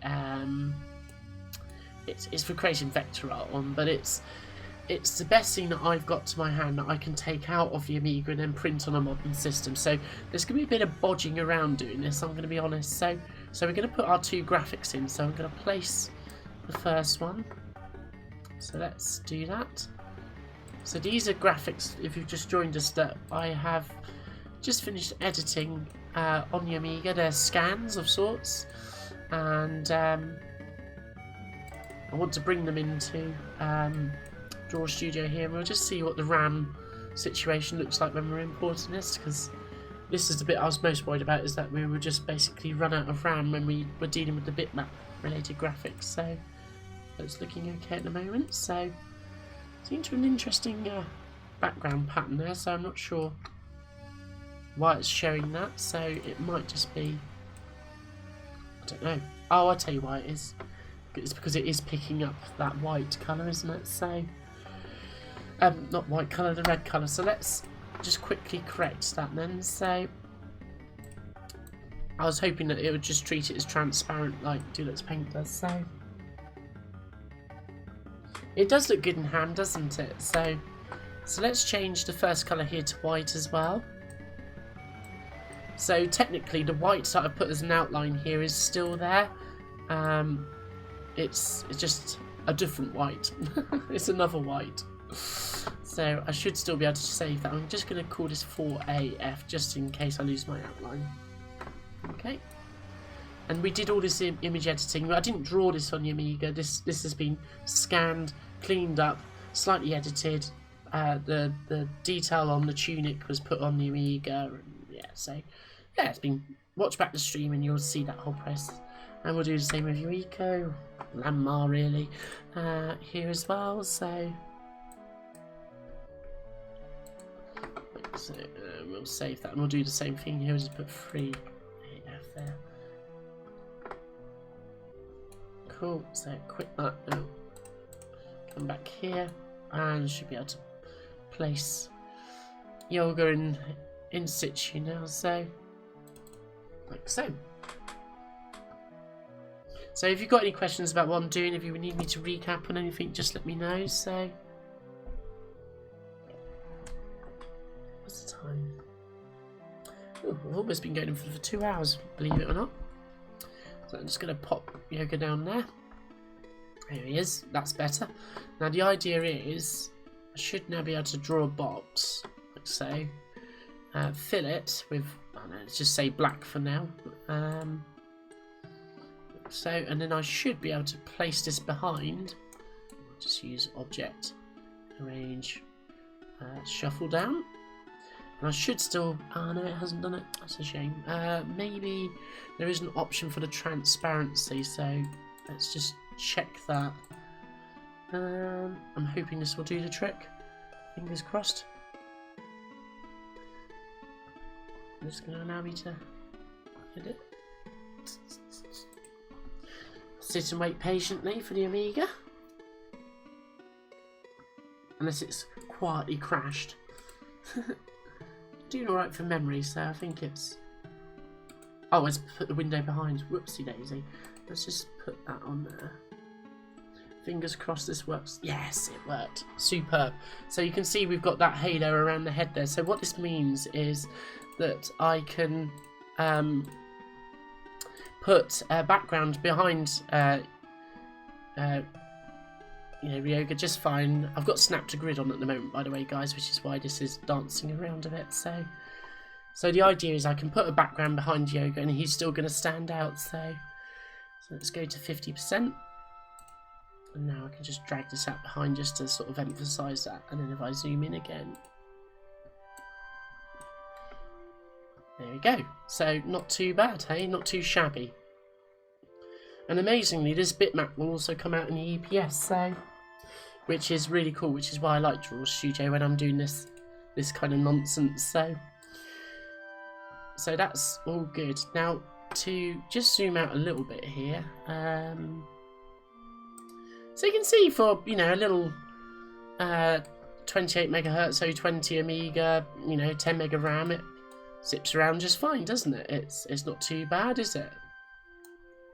I'm not saying it's as fast as my Mac with a Core i7 and stuff like that, but then I'm not trying to say it is, so I just find it impressive something this old is usable, Okay, let's import this one.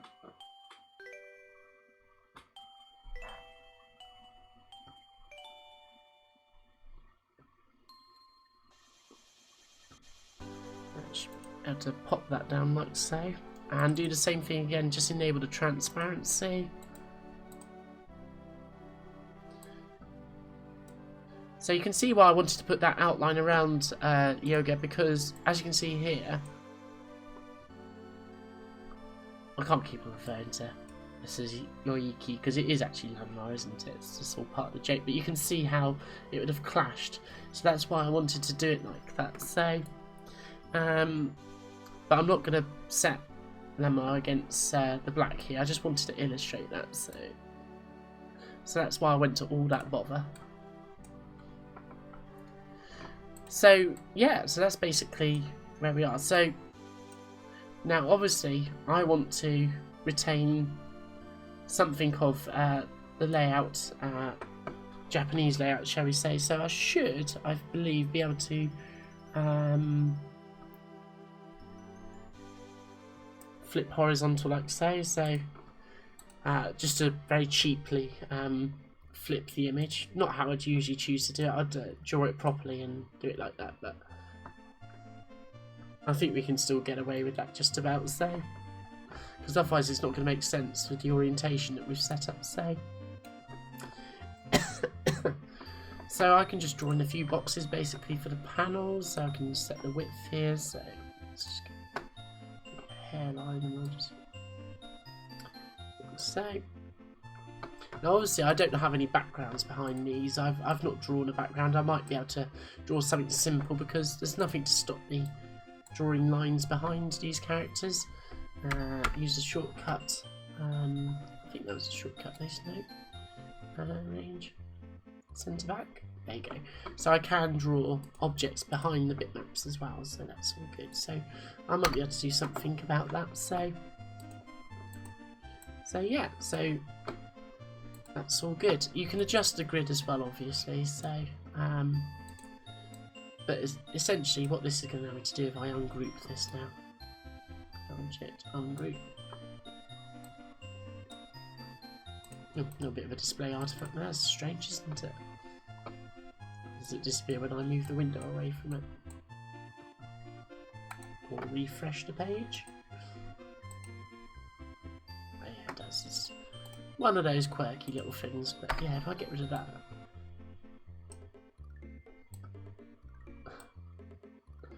I think the transparencies are working against each other, actually. Maybe that's what's happening here. The best of laid plans, as they say, so... Into front and see that. Yeah, I think the transparency seems to be clashing a bit there. Let's see. I wonder how it...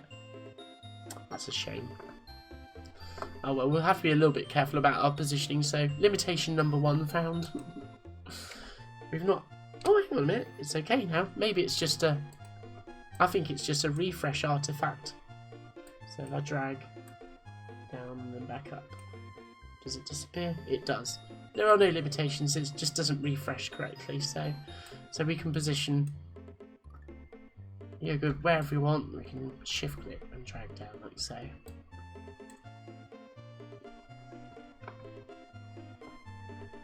In fact, actually what I might do, thinking about my story here, I'm getting this wrong. I have drawn this the right way around. Yoga's meant to be first, in here, so.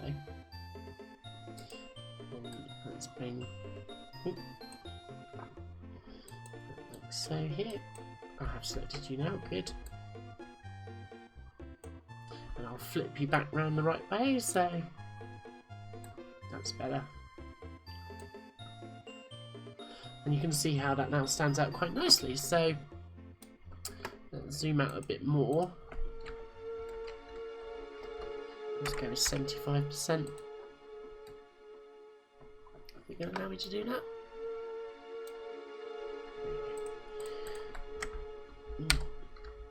I can just drag this out as big as I want it, really.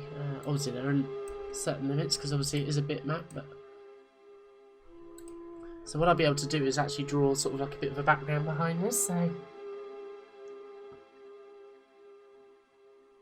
Exactly, Lobsterminator. Yeah, it gets slower and slower with every release, so there is no reason why this isn't sort of usable in a fashion. I know it's obviously a bit niche doing something like this, but I don't. It's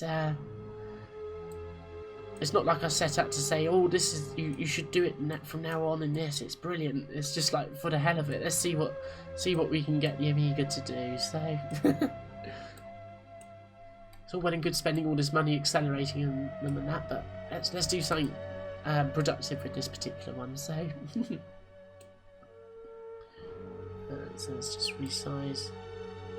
Graphic. So that's the kind of stuff that we'll be able to affect, which is nice.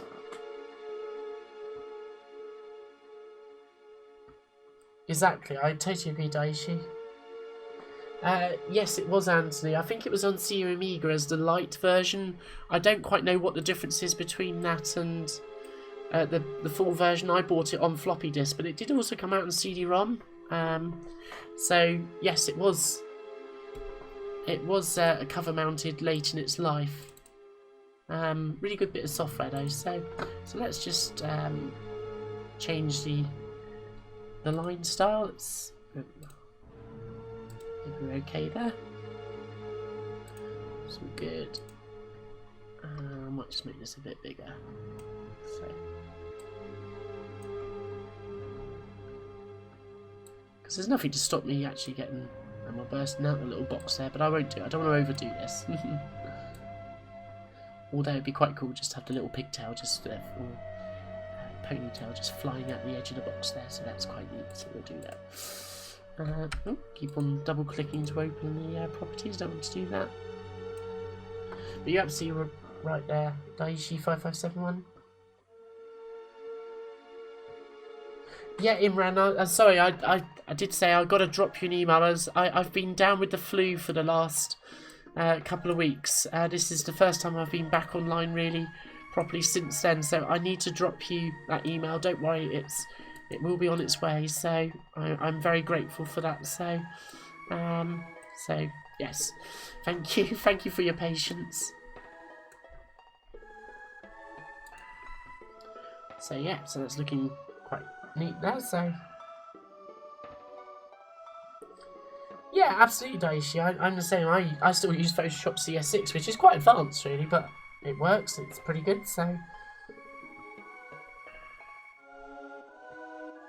Yeah, exactly, Gadget. You're right. These packages did help shape the modern ones. Very important. So,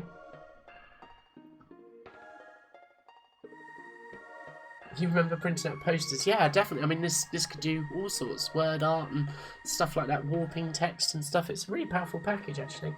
Thanks, Imran. Yeah, I'm virtually over it now. It's taken a little while, but we're getting there. So what I'm going to do now is I'm just going to add a little bit of vector art to this, where we're going to add some of that. I'm going to mix it up a bit. I'm going to use some Japanese katakana for the onomatopoeic sounds and that. So, and we'll just use English, because obviously, whilst I'm learning Japanese, I don't know how to really write anything that useful in Japanese yet. So, apart from things like watashi wa Viki-san desu.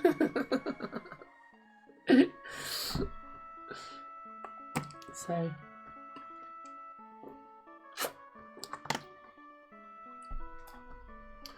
Right, so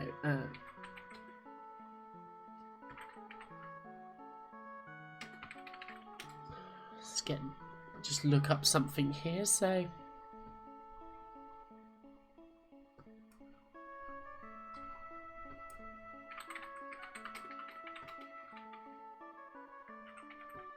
I did look this up earlier on, so I know that this. Yeah, I know it is. That's the one. I'm about halfway through learning katakana now, so we're not doing too bad. So what should we go for? Maybe sizzle. That's quite a good one. So that's what I thought earlier on would be good. So sizzle, because Yoga's pretty angry. So yeah, Juju. Okay, so I can effect that. Okay, I think. So let me just write that down. Let's do this.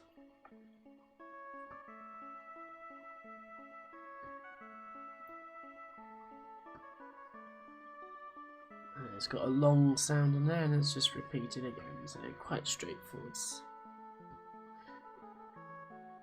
And just in case that one turns out to be... Oh, actually, we've got gulp there. That's quite a good one as well. So we'll squeeze that one in as well. So that looks like... Goggle, goggle. Okay. It's again quite a simple one. So ku, I can do that. It's just basically the same shape again. Oh, go, ku. Yeah. Okay, I do know that one. Okay, excellent. Those will do. So let's not go too overboard. So I'm going to add in some of these sort of sound effects, as it were, using some vector art here. So I'm going to have those coming down the right hand side of Yoga here. So this is the main Bezier tool there. So let's just zoom in a little bit here. And we'll start with Yoga here. Start over here. Oh, I've got the grid tool still on. Let me just stop that. Yeah, I know.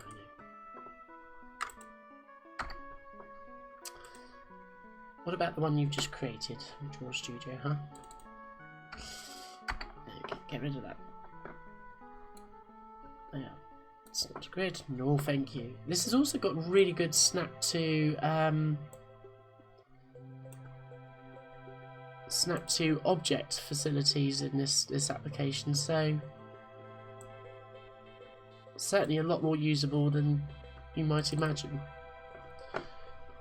Okay, I'm going to make that more of a hairline, and so basically when you zoom into this now, I double click it and click on these points, you can see sort of what you would get in something like Freehand or Illustrator, or what's Inkscape, isn't it? Is the other one, isn't it? So you know, you see the usual sort of controls that you get when doing sort of pen adjustments as well in Photoshop. We'll have that kind of interface. So you know, it's pretty easy to do, really, isn't it? It works exactly the same, doesn't it? So that's all good. Let's just zoom out a bit again. Not too much though, because I do want to be able to see some detail here. So yeah, it's really quite straightforward.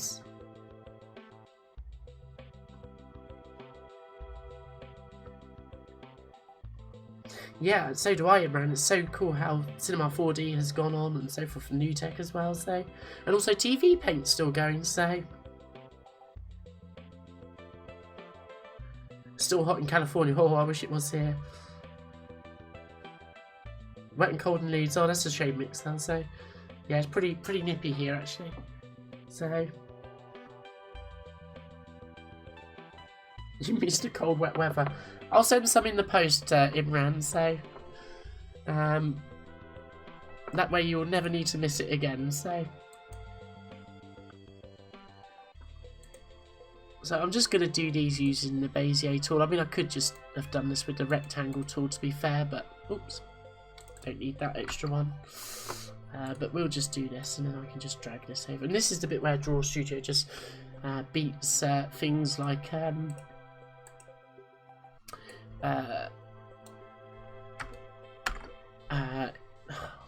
forgotten the blooming name of it now. Ooh, what am I trying to think of, folks? Don't want to do that.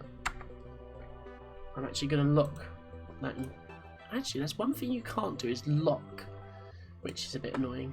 What am I thinking of, folks? What am I thinking of? Let's just open this again. ProVector. Yeah, ProVector's it's a good application, but it's quirky. Whereas this is much more. It feels more like it's from the modern era, shall we say? Actually, before I group that, I'm going to reuse those little bits there. So I can reuse those to make the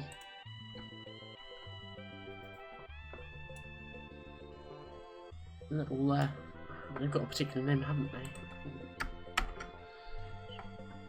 Paste that down there and then flip those horizontally and I can group them.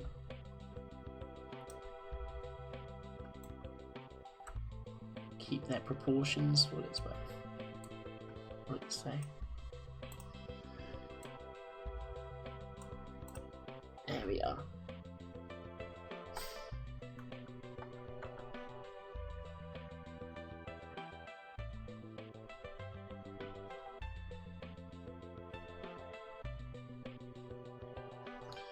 So yeah, that gives them that dew sound. So.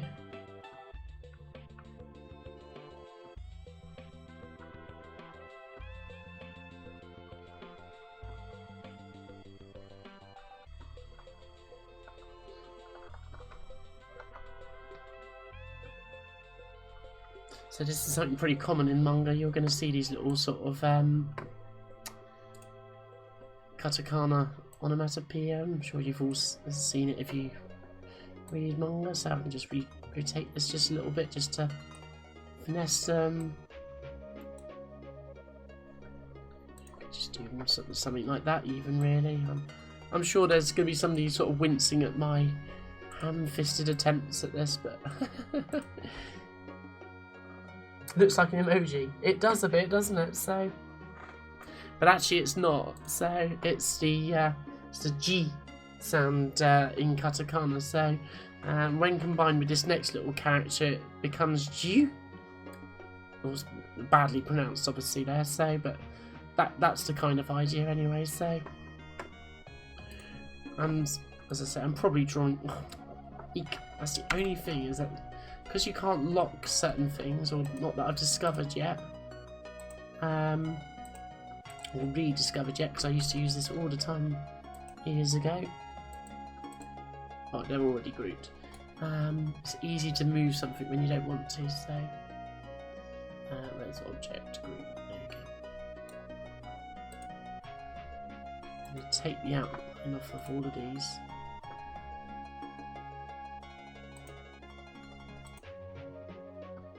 So I think it took it over off the top ones as well. Did it do that? Yeah. Oh, maybe not. No, obviously not. Maybe it didn't group those ones with it. That's better. Okay, and I'll do the same here. No. Okay, and fill.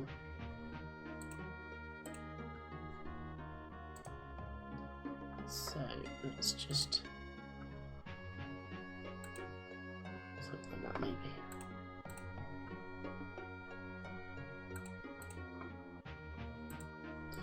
Don't know where my little box has gone. This is one of the little quirks. So this is that it's not very obvious when you've put something down where it is. You have to kind of remember. It's a bit of a nuisance, but never mind. So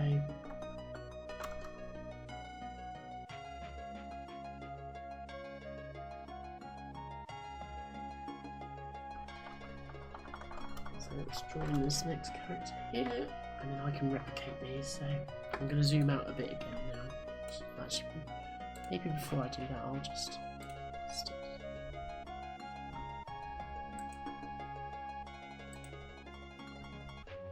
I'll see it's put the outline back on again, but never mind.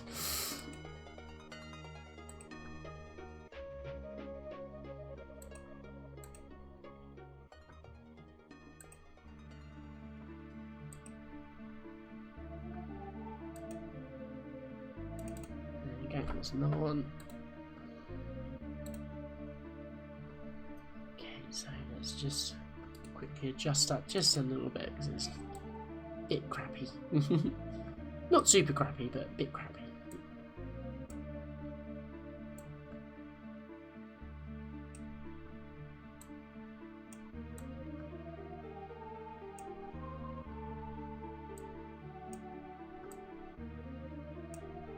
Just get these proportions about right, and then what I can do is I'll just resize this object a little bit. Actually, I think I'll leave it with a slightly jaunty angle there, so looks kind of cool like that. So, and now I can just resize that. So, because this one needs to be a little bit smaller because it's giving a U sound to the above. So,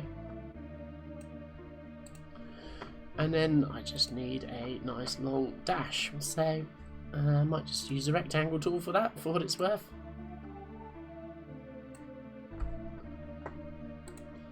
No line, and I forget which grey we're using, but let's go with that one. Maybe that's too dark.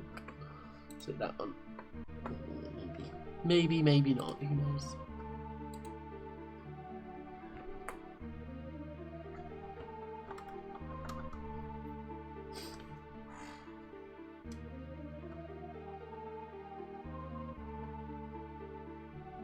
Yeah, you're right, David, actually. That's a good point. So, yes, it's something to do for a future day rather than having to do it each time. This is the first time I've actually sat down and tried doing this on this old system. So, yeah, it's a really good idea, though. Thank you. So, I hope you're well.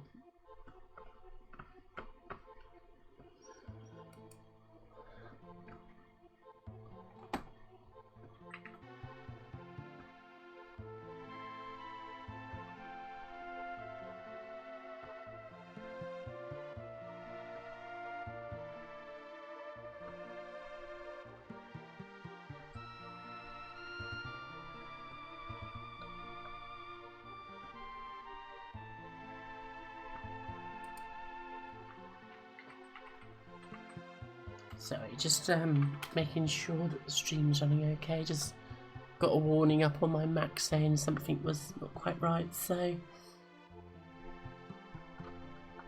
I think it's okay. If there's any problems, folks, just let me know. So now I can just rotate this around like so.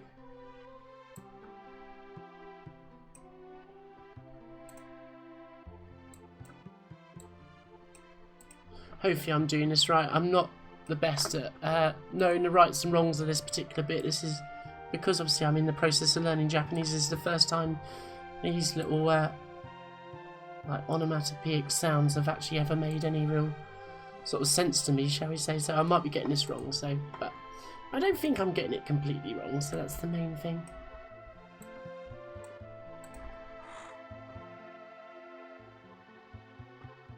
Warning, stream too cool.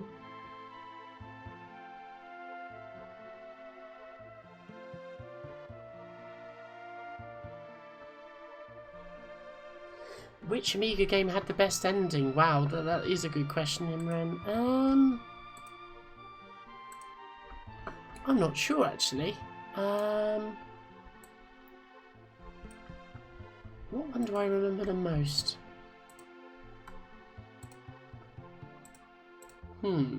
I need to have a little think about that one. I don't remember many Amiga games having particularly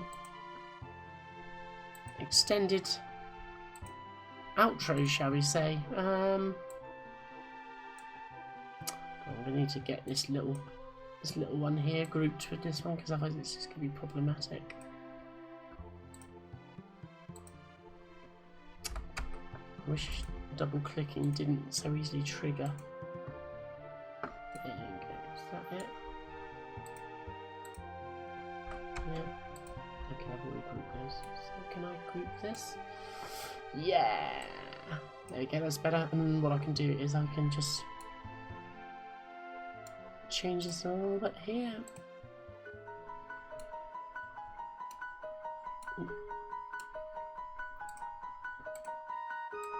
There we go. All good? Thank you, David. That's very kind. Yeah, I know my commentary isn't always that raucous when I do the art streams. It's not very raucous when I do the game streams, so I'm not really that kind of streamer. It tends to be a bit more of a relaxed vibe when I'm streaming, so you're not going to find me shouting at the screen, so it's just fun to sort of see what this 26-year-old computer can do, really. So I'd say it's handling itself pretty well at the moment, actually. I can now copy that, because it's basically the same sound repeated. Like so.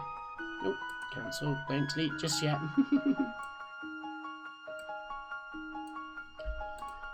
Okay, excellent. So now I've got both of those. I'll just group both of them together.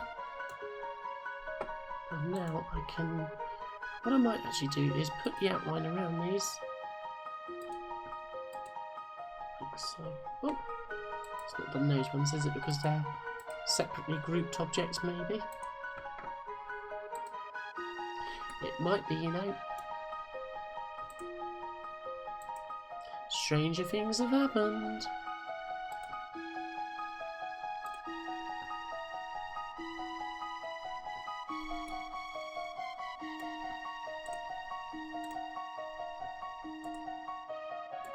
Still stuck there. Ungroup, come on.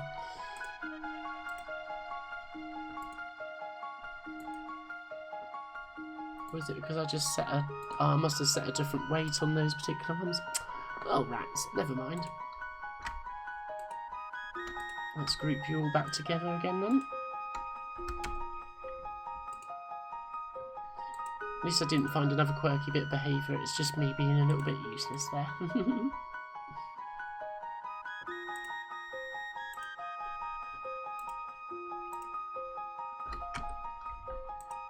Okay, I think I've got everything there now, so if I group and then change that width. Oop.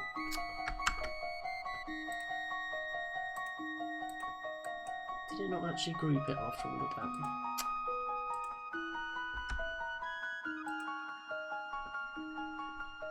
Or has it done it and it's just lying to me?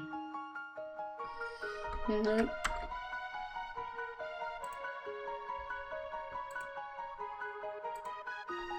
Let's try that.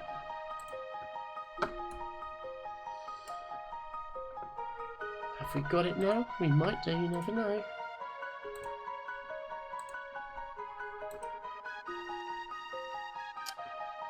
Oh, it's not done those ones up there, has it? Oh, blooming frustrating.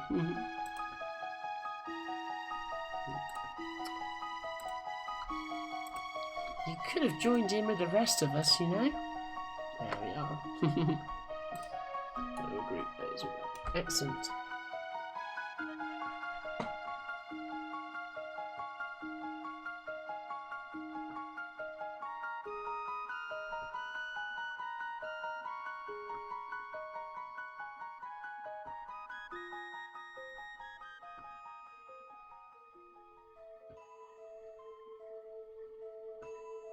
Oh wow, are you okay, Rob? Did you have an accident? Sorry, I've been a bit out of the loop with having the flu and that. I'm so sorry to hear that. So yeah, it did, Imran. That's my understanding that the Amiga did get a little bit of a late flourish in Japan. Sort of, well, I suppose obviously using NTSC helped somewhat on that front. So as a as a potential system for inexpensive video editing. So, okay, I'm gonna stick with colouring these in black for the time being. So, just so they stand out a bit. But these will actually export as grey. So now I'm gonna zoom out again a bit.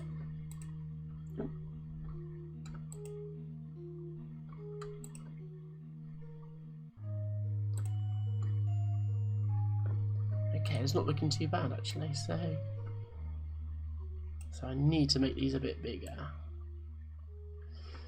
With the power of vector art. Fantastic, that's looking good.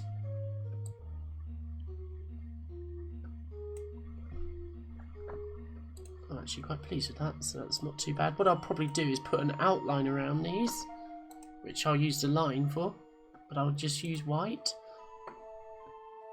And I think I might be wrong, but can you put the outline?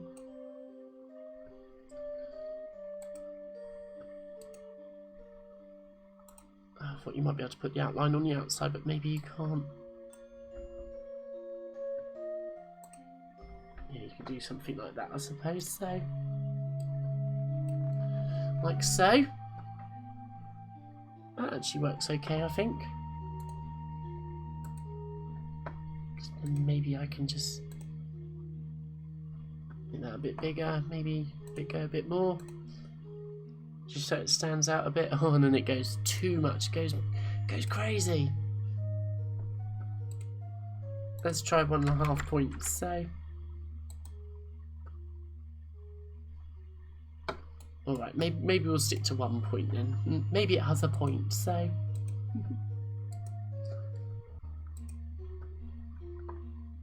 Yeah, okay, we'll stick with that. So, hey, no worries, Rob. How are you doing? Hope you're well. So,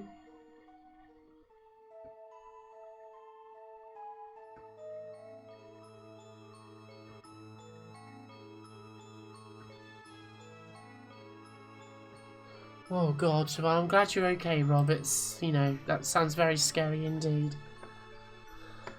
Very scary indeed. So, okay, so now I need to make a speech bubble. Now, there are a couple of ways that I could do this. So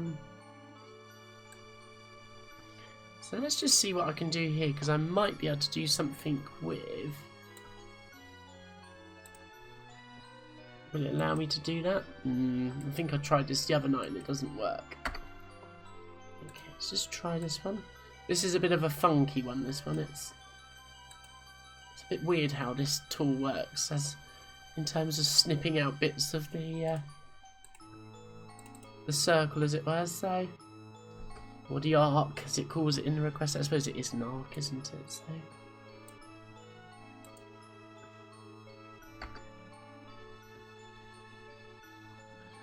maybe just one other little thought, because I'm sure I've tried this about a year ago.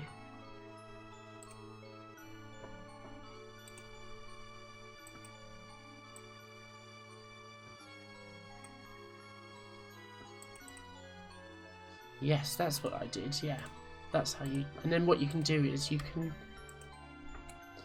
merge them. Or, no, not merge, is it join them? Sorry. Join?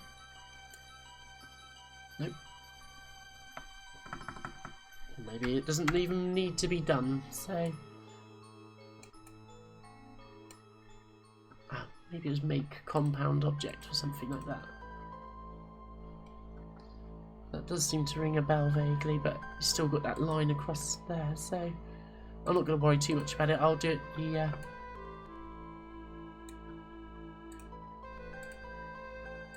I'll leave it so this is on top if necessary, so just as a quick and easy way to do it, so yeah, I'm just going to do that, so that works for me.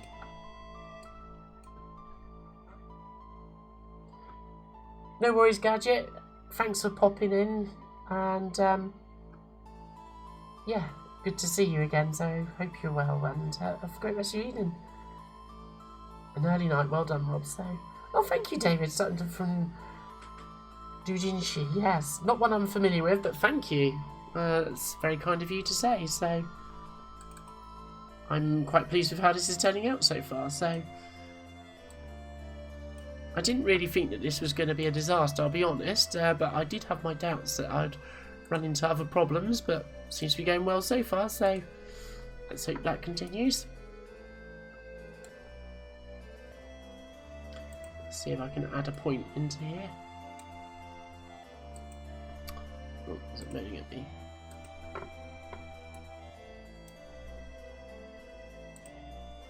Okay, and then I should, to edit them, I should be able to drag. Maybe this is why I had problems before. How are we going to solve a problem with a speech bubble? I'm sure we will.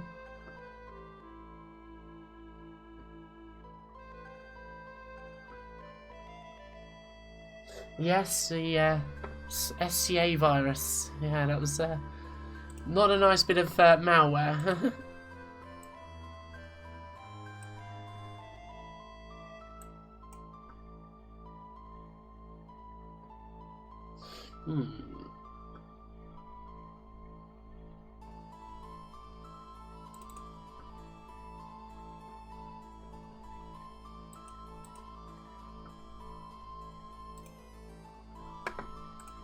I suppose I'm just going to have to accept that that's... Oh, what have I done there? Don't want that. No, back down. No.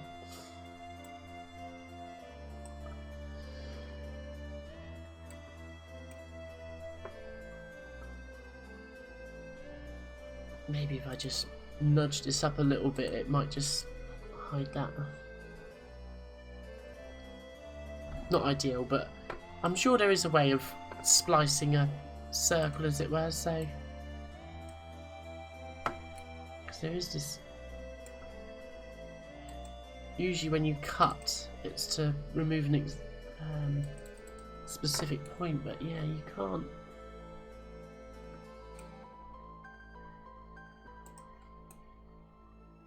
I'm going to refresh my memory because I'm sure I did crack it eventually, so...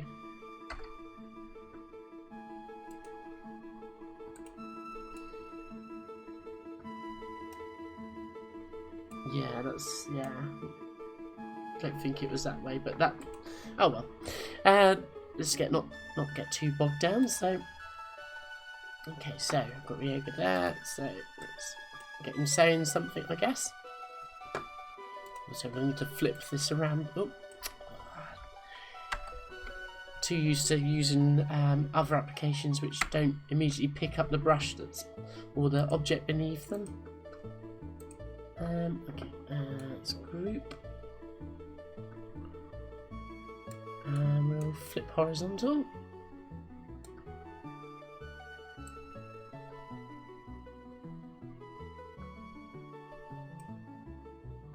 Let's go with something like that, and then what I can do is I can just edit this. Ungroup. Edit this.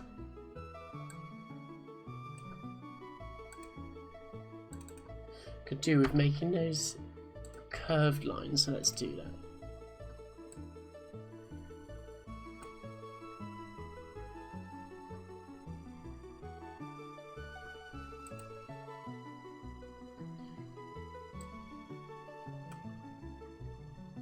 There we go, nice. There is a bug, I'm sure, in Draw Studio that sometimes it, when you curve the brush and then double click to finish it, it doesn't always stamp down, you know, like actually create the object correctly. I'm sure of it. It can get a bit peculiar like that. I was getting it the other night, so... Yeah, I hope you see you at the next swag, Rob. That would be amazing to see you there, so...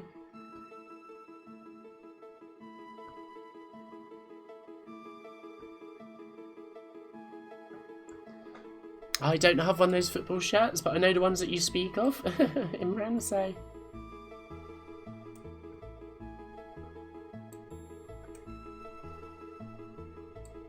There you go. And then we'll just edit this a little bit. I'm not saying that my skills of laying out panels are something to behold, folks, so this may take a little bit of adjustment, but imitation is the sincerest form of flattery, I think, or in my case, the insincerest form of flattery.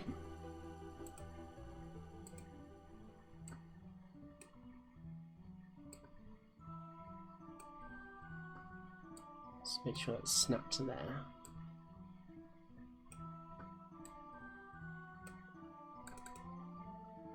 Okay, that'll do. Nudge you up into there. Okay, great. So that's fine. That'll do.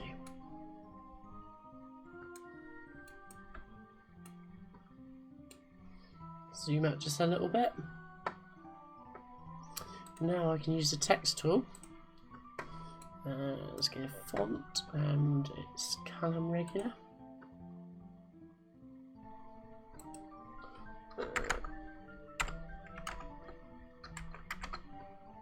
Something like that.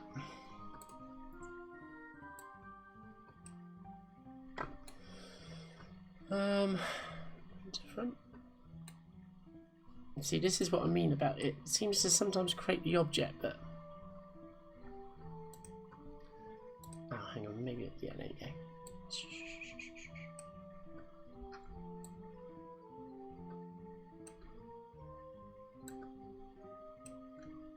So maybe the speech bubble's a bit big and all that kind of usual gubbins, but I can adjust all of that in good time, so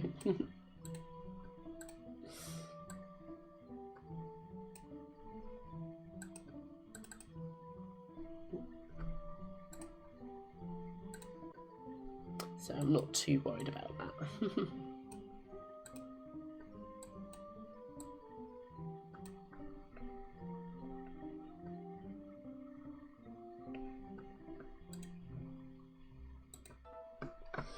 Ungroup that. Just going to tweak this just a little bit.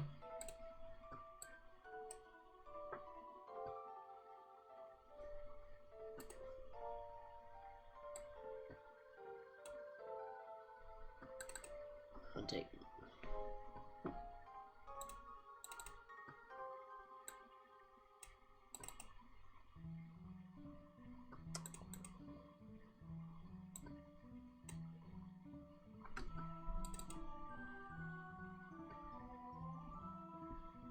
Yeah, I'm gonna try and figure out how to do the speech bubbles.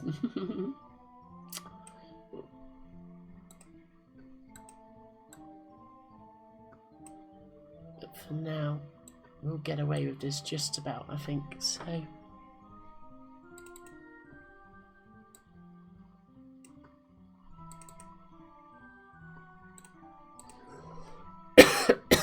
Okay.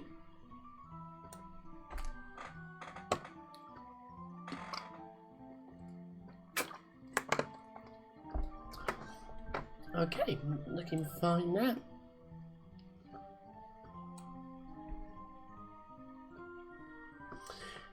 And I just need to add a little bit of this Kana just over here as well. So, and then I think that's going to wrap it up for tonight.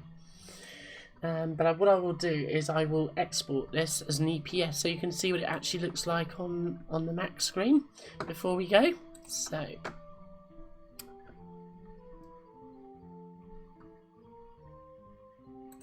This one's just, it's very similar actually to the shape I made earlier on.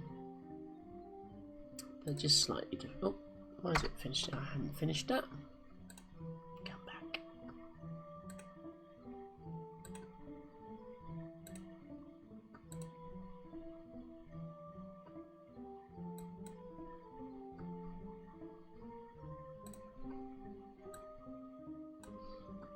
Just add a little bit of shape to it by just curving it slightly.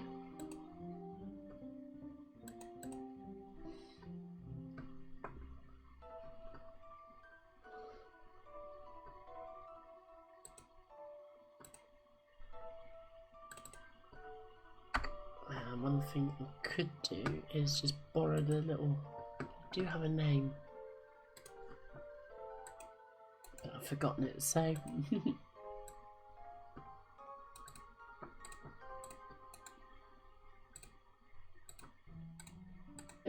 Oh, I just copied the whole shebang for some reason. Didn't want that. Oh well. Great.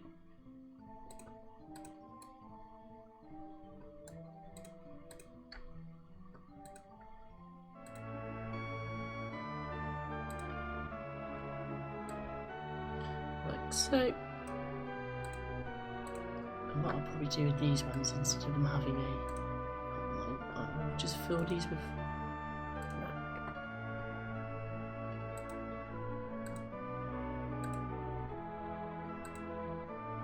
Good.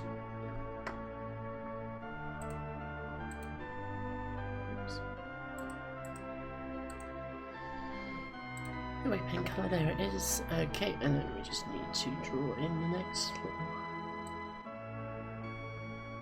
colour.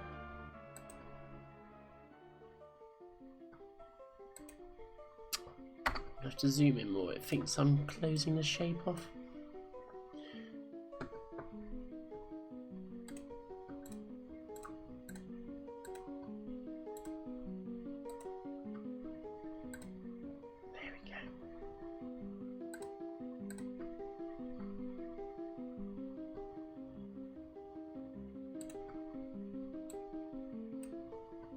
That's better.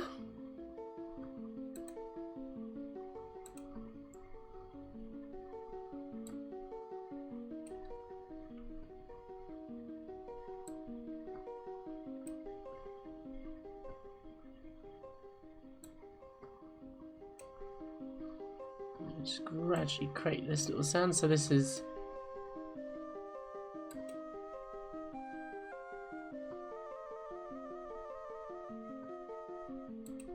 just what what was he saying that? Oh, I thought I closed you off, obviously not. There we go.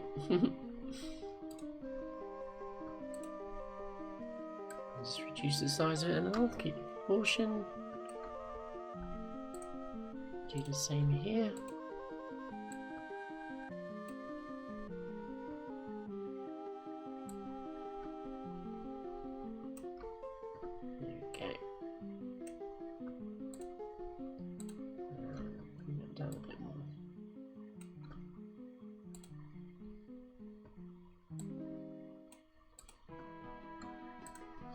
And I can just repeat that. Copy, paste.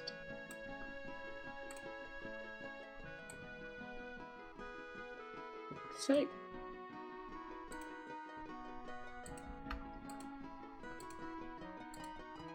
It's quite nicely group all of those together. And now we can position it.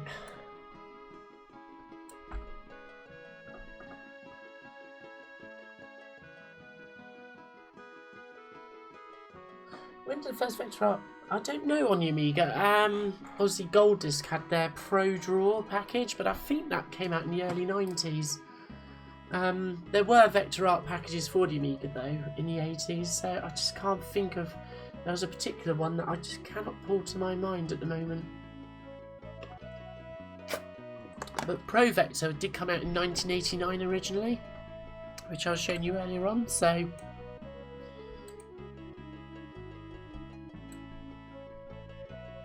So, yeah, it wasn't all sort of 90s onwards, but Draw Studio was definitely a late 90s Amiga thing, so, yeah. I'll stretch this out just to make it look a little bit more. I don't know, whoops.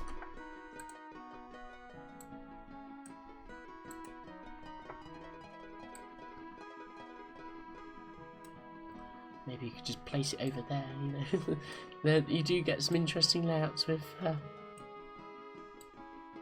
Oops, that was me view though. You can stay there. Yeah. That's a good question.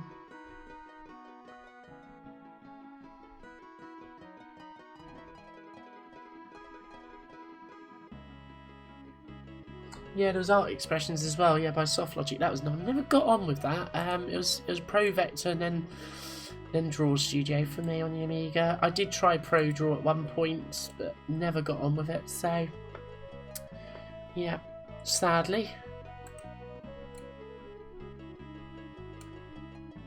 Yeah, I can't add points to that, so you can literally only add points to Bezier. So okay, that's fine. So I'm gonna plonk you over here then.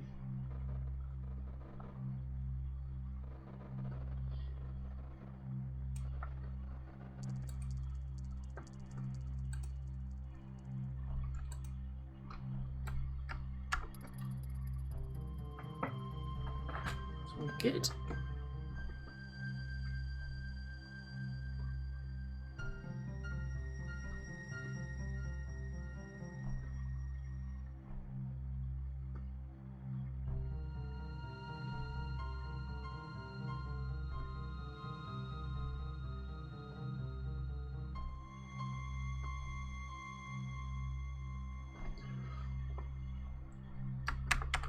Paste this down over here just to about with it, and copy that as well. Actually, we need that.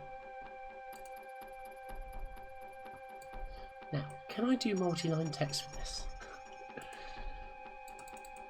Sure, I can. Oops. No, deselect everything. I don't want to change everything. Thanks.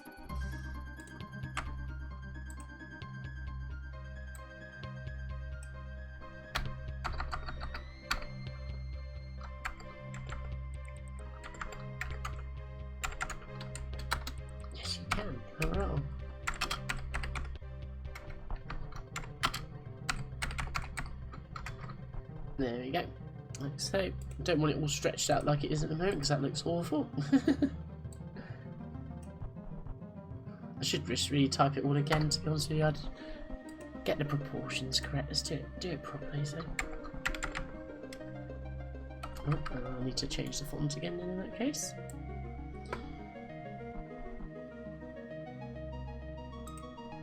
Okay. Now we'll just set your line to the centre, so.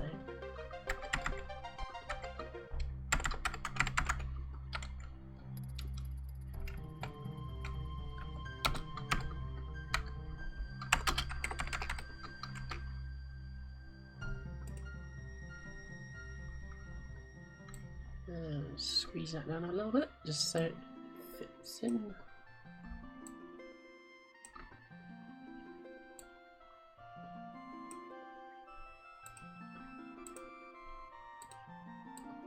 This is where this is probably going to have to move out the way, so because otherwise it's just not all going to fit in. So let's just group these.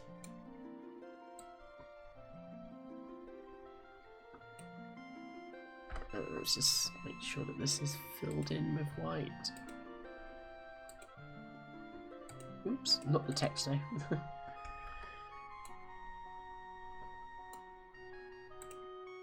That I still want to be white.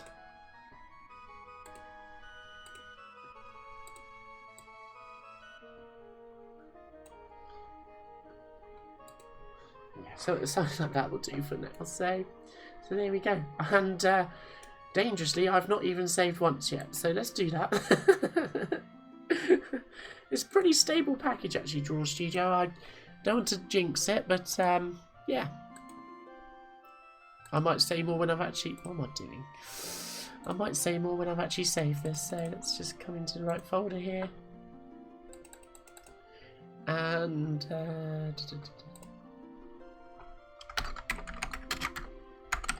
call this page layout.ds. Doesn't need the Draw Studio extension obviously, but I'm just doing it, so. I haven't used graphics too. Hello Merlin Katamari! Oh, it is so good, isn't it? I love Ranma, it's so good. Ranma 1.5 is just awesome, so. No, not Amiga 500 probably couldn't handle this, unfortunately. Merlin Katamari, so. Sorry, Katamari. Yeah, it's this is not overly expanded. It's got an accelerator which roughly doubles its base speed and adds memory, but it's still an 020 based Amiga, this one, so It's fairly sort of moderate, shall we say. So there we go. So there's probably quite a bit more work that I can do to this, but that's how it looks on the Amiga at least.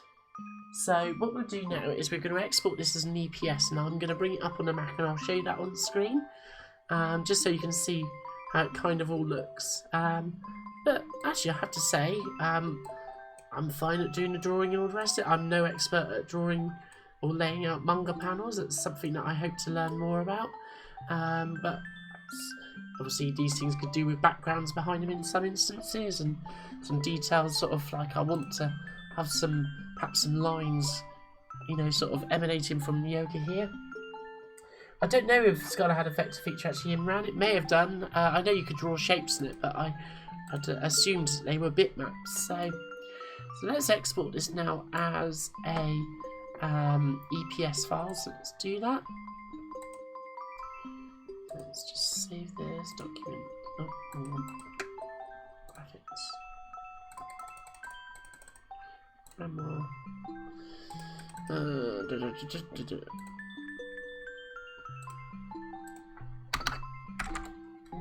Okay, that.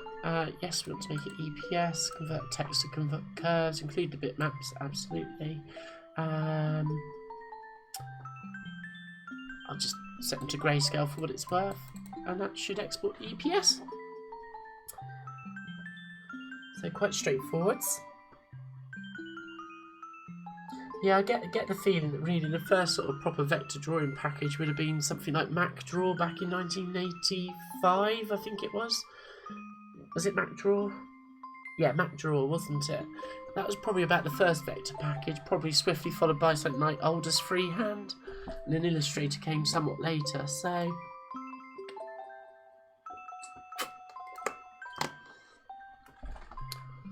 let's just let it export that. So...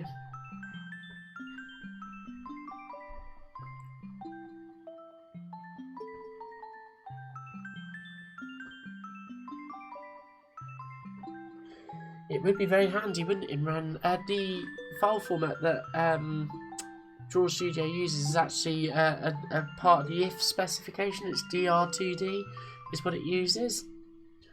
So it is possible that you could, I suppose, write that specification, but nobody has done it as yet. So just let this finish doing this. Taken a little while, but I suppose it's got quite a large bitmap to include, or two large bitmaps to include, so we will see what happens. Hopefully it's not crashed. Get this far and it crashes.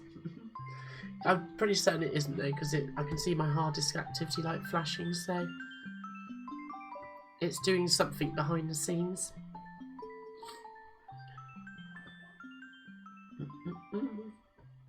I just saw it move the vertical scroll bar there, so I think it's still alive. Let's be patient with this old girl. Let's just see what's happening behind the scenes here.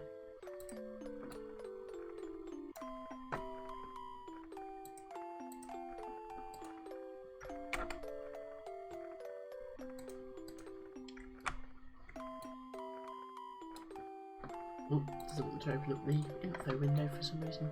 How strange. Possibly because the file's still being written to then in that case. But yeah, the actual Draw Studio file is well, it's a reasonable size. So roughly about just over 2 meg.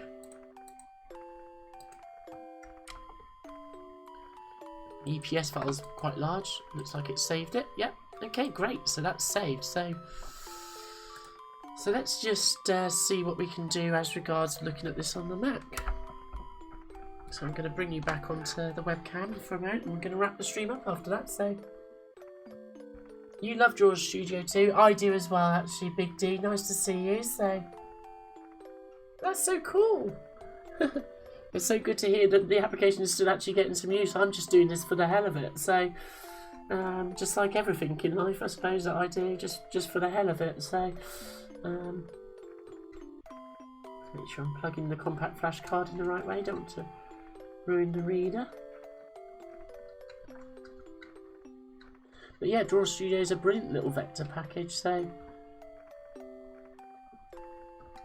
uncomplicated but a little bit quirky. Oh, come on, why isn't it going in?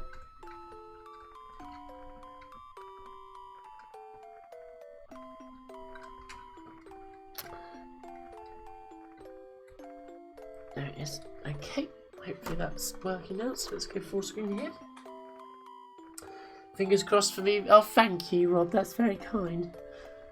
We will see what it looks like shortly, so hopefully it looks okay. I mean, I know there's a lot of work that I can do on this, but it's very easy for me to start over-embellishing things.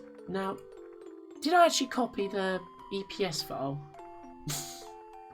After all of that fiddling around getting this put in here.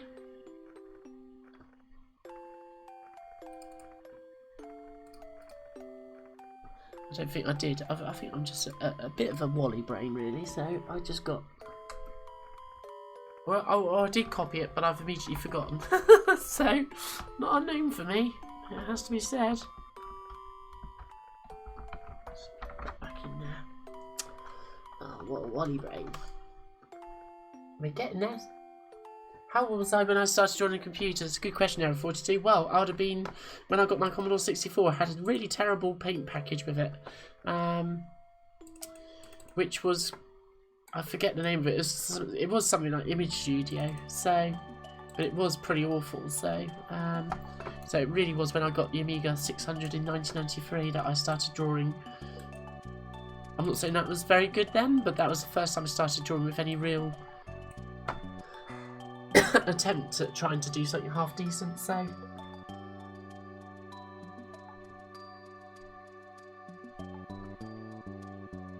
okay, so now it is definitely copied, so let's try that one again. Always better the second time around.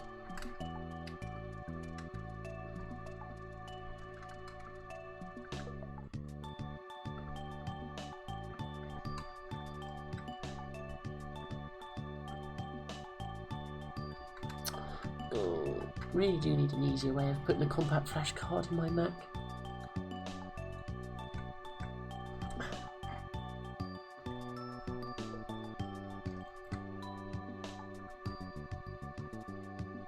I think that's in there now. Right.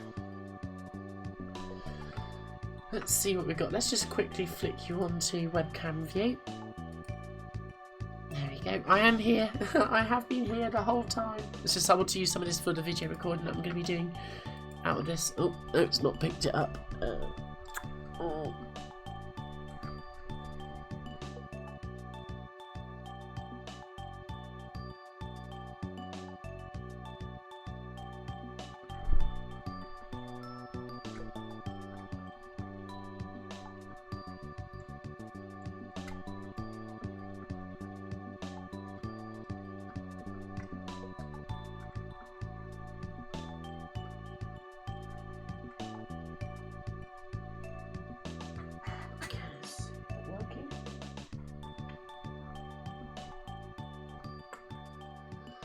Oh, come on. Typical, isn't it? I copy the file and then I can actually see the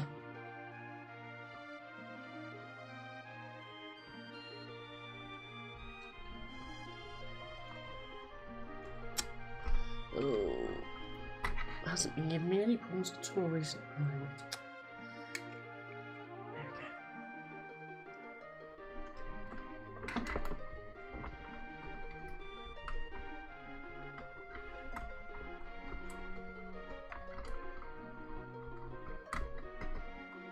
Right, okay, that should hopefully work now.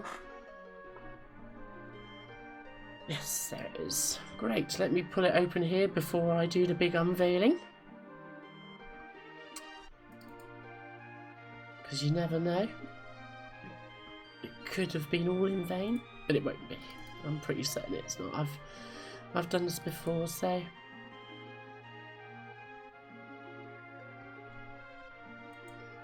It's just converting it at the moment, so I'm just going to give that a few seconds. Just because it takes a little while to convert it all, so... It is pretty astounding, isn't it? To be honest with you, Imran, I think it's acquitted itself pretty well this evening, I think, overall. So, okay. Well, I've got it open on my Mac. It's looking pretty good, actually, overall. I mean, I'm not saying it's perfect, but it's looking pretty good. So, let's just see if I can get you a view of this. Bear with me. It's going to go blank for a moment, so... I think that's the one. Okay, excellent. So hopefully on screen you can just about see. Bit rough and ready doing this, I'm afraid, but hadn't planned this bit out actually. I hadn't really thought in advance that I was going to sort of show you this window, but yeah, as you can see, it's all there. The bit that's not quite right is the fact that this box has been snipped out somehow compared to what was on the Amiga screen, but overall it's pretty good. The fonts have all come through because it's converted to curves. The Kana vectors that I drew, which are a bit rough and ready, are all there, but they're okay. And yeah, it's not too bad actually. There she is indeed. I am here, Rob, so...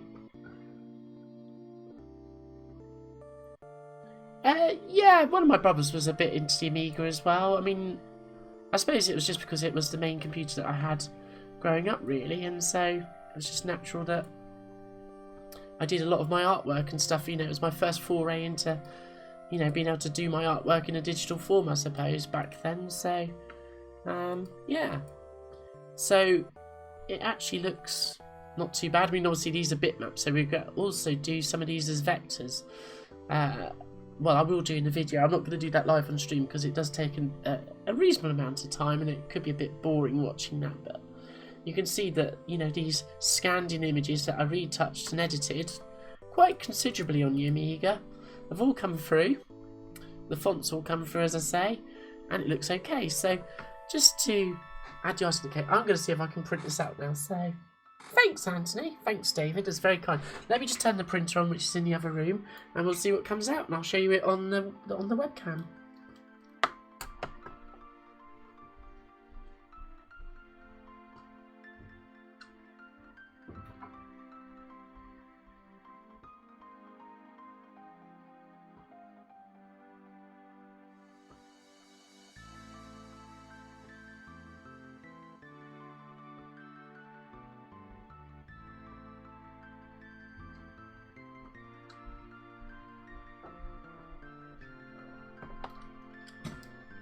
So yeah, the fact that this was done on a 26-year-old computer, I mean, okay, the drawings weren't drawn on the Amiga itself for once, but some of this, when I've actually finished laying out all the panels, will be exactly that. They will have come from the Amiga. So yeah, it's yeah, it will be a bit of a mishmash of all sorts of things, but it really just goes to show what you can do with an old computer like this. Say this one's 26 years old, I think, and it's not. You know, it's not like it's got a vampire in it or an 060 or even an 030 in it. It's quite a lethargic one by comparison to what some people have got. So, oh, thank you. Yeah, Lamar is cute in both forms. So, thanks, Era42. It's also really kind of you. So, thanks, Imran. Yeah, there is still something very special about the pixel art. Absolutely. So, I will run through this very shortly. So. Glimpse of a Mac on, yeah, exactly, yeah, I do, yeah, I don't do the streaming from my Amiga. Yeah, I do have to use another computer in my everyday working life, shall we say. Right, let's see if the printer is on the Wi-Fi now, and we'll just click print and we'll see what happens. It says it's there.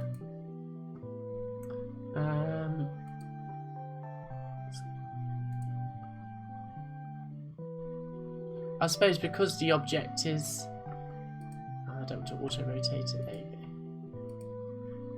go. Let's click print. Let's see if it actually goes through, because sometimes I have problems with that. looking for printer, starting page 1. Let's see what's happened. I'll be right back.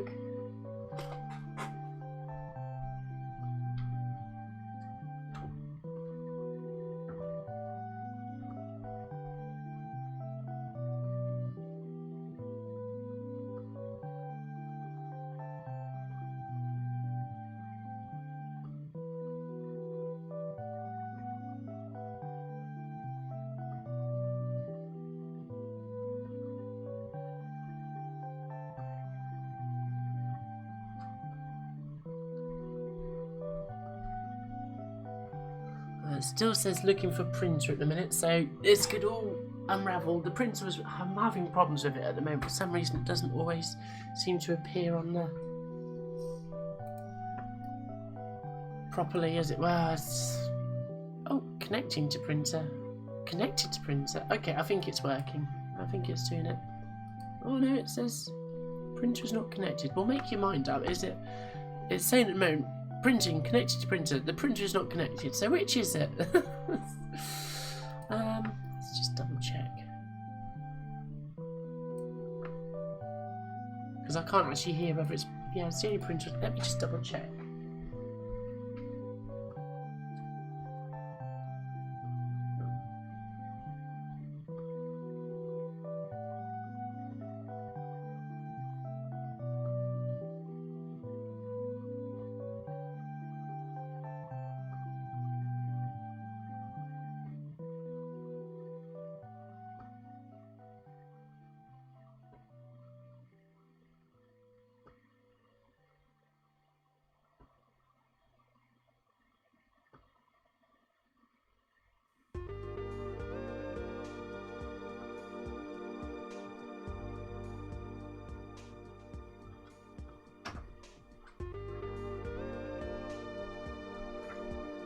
I come back with goodies. How exciting! I know that this has been printed on the Mac. As I said at the start of the stream, I'm not in the business of getting an old scuzzy scanner and a parallel port printer, and that's a bit too much. But I have a result. So basically, started off with these 2 images here, which I hand drew.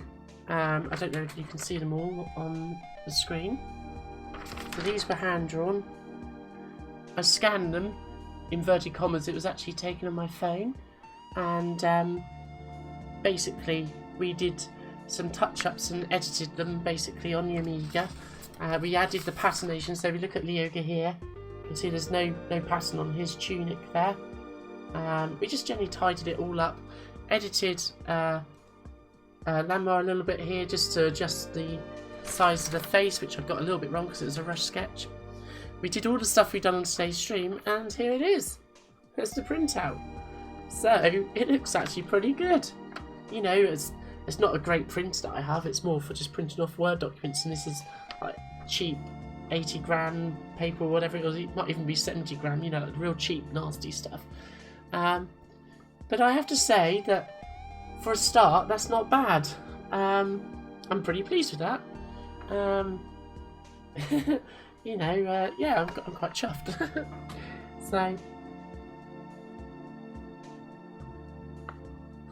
it's not lethargic, it's chilled. You're right there, Error 42, so no rush. Oh, well done, Big D. You got your old SCSI drive replaced with a SCSI to SD. Well done, so. Oh, you're going to be getting back to animating. Awesome stuff. Oh, we would love to see some stuff in the next Amiga art competition. Yes, you're right, Phil, so. I need a printer, absolutely. You're right, Rob. Yeah, PC load letter. Printer on fire. I don't like printers. Yeah, no. They're a pain sometimes, aren't they? So, yeah.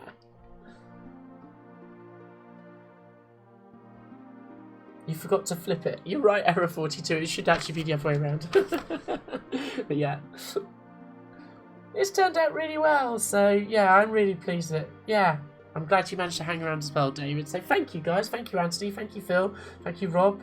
I consider that a really good result for a start. So the idea is, just to wrap up the stream now, folks, what I'm going to do is I'm going to finish this page. I'm going to add some background artwork to these. I'm going to do that probably as Draw Studio sort of objects or vectors. And then what I'm going to do is I'm going to add some extra panels, which will... I can't do this. I'm going to have to look through the paper. There you go. If I look through the paper, I can actually see where I'm pointing. Because I can't coordinate myself to move in the right direction because I'm looking at myself in reverse. So there'll be more panels sort of here. And basically, some of those I'll do as pure vector art, like you saw at the start of the stream, rather than these scanned bitmaps, shall we say. And then I will add a couple of extras, which will be pure pixel art pieces. So you'll have the mixture of the three types of graphics. So edited graphics, vector graphics, and pixel art graphics, all making one Manga panel, which will be, apart from the printing, and obviously acquiring these bitmap images, which I took on the phone using the scanning application, but immediately none of the editing whatsoever was done on a PC. All I did was basically bring it into the Amiga and edited the images on there. So adding the patterns, removing any of the pencil artifacts, removing any of the sort of where the scan didn't have pure black. I changed Yoga a little bit. You might be able to see it, that he's less tall now because I got his height a little bit wrong on my initial sketch that I did yesterday. So it's coming this way. So I'm no good at doing this. This way, is it? No, that way. Oh, I'm useless. I'm holding the wrong bit of paper, that's fine. So the Yoga there is actually quite tall. The actual, everything else is fine. Hand position, arm positions, everything is fine. But yeah, so I just needed to slightly shorten him up a bit. So yeah, so I consider that not too bad for a 26-year-old computer, really. So yeah, Ranma. Yeah, absolutely. So will I add colour? Probably not, Imran. This is just going to be black and white for this particular experiment. So I think it's quite enough to be doing it in black and white at the moment. But yeah, eventually I would like to do colour. I showed a piece of colour vector art at the start, actually. I can show you that again on the Amiga. Bear with me a moment. So, oh, we might have had a... Oh, no, I deleted it, didn't I?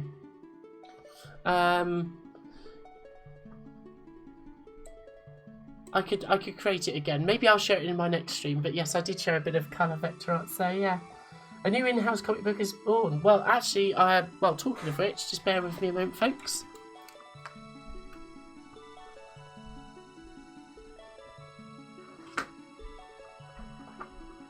Okay, going on old school here. Well, I love drawing. You know, it's not all on a computer for me. I love drawing by hand. So I had this really quirky idea over the weekend. To be honest with you, it was partially based on some wacky dream that I had. As I said, I've been suffering the flu and had a bit of a fever and been having some really strange, whacked out dreams. But anyway, I had this really cool one, which I'm not going to explain because it will sound weird if I explain it now. But I woke up knowing what I wanted to draw, and later on that day I actually did it. So I do have plans to basically start putting together my first manga. Yeah, it's going to take a little while yet. You know, I might still be working on it in a year's time, but that's the plan. So I came up with this initial sketch. You may have seen it on Twitter. It needs a bit of character development. There's definitely a heck of a lot of Rumiko Takahashi, certainly in my Azura, as I'm calling this particular character at the moment. So, and yeah, so it needs a bit of work. But the long hair is definitely something that is needs a little bit of refinement, but it will be staying of some sorts. And yeah, so it just came up with this idea based on sort of like this rather strange dream that I had, and so here's Azura rescuing this airplane pilot. So yeah. So yeah, it's no Phil, we're still here. You've missed most of it, I'm afraid. I will show you what we created in just a moment. But the idea is that this will become something of my own rather than just drawing other people's work. So that's all good. Good to see you, Phil. Thank you for dropping in. Nice to see a couple of Patreons in. Thank you, Merlin Katamari. So yes. Oh, thank you, Imran. Don't worry, I will be getting that email to you. I've got a few bits that I need to really catch up on tomorrow and Thursday. So, and you know, and I am ever so grateful for you putting me in touch via that way. So, exciting times. I'm really excited. I'm really genuinely I am. So here's what we created today, Phil.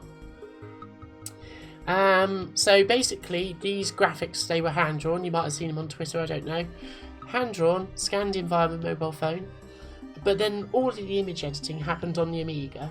So touching up, removing pencil artifacts, making sure that blacks were black, adding pattern to Yoga's tunic, in fact even making him a bit shorter, and then we also did a little bit of editing on Yoiko, or is she actually Ranma? Of course it's Ranma, and we did a little bit of editing on her just to slightly change her facial shape, just slightly, because I just drew the jawline a bit too long, but also just the same touching up here and there from the original sketches, which, for example, there's inverted commas Yoiko. So yeah, and then basically with Draw Studio drew some of the katakana down here, and so forth. So yeah, and then added obviously speech bubbles to text. Unfortunately, this box here hasn't printed quite correctly. There should be a box which is underneath completely, but it's not quite come through. So I'm going to look into why that might be. But otherwise, that was basically the start of a manga panel, which will be entirely done really on an Amiga, or put together on an Amiga. So it will basically have the hand-drawn parts, which are all photo image manipulated on the Amiga, put together in Draw Studio. It will have vector artwork characters put together, drawn on the Amiga, and it will have pixel art characters put together and drawn on the Amiga, and hopefully they'll all merge into one sort of panel, which you know, works essentially, and just goes to show what you can do with a 26-year-old computer. And no vampire, no O30, no O40, no O60, just a slightly speedier O20 processor and a bit of extra memory. Just goes to show what you can do, doesn't it? So yeah, isn't that fun?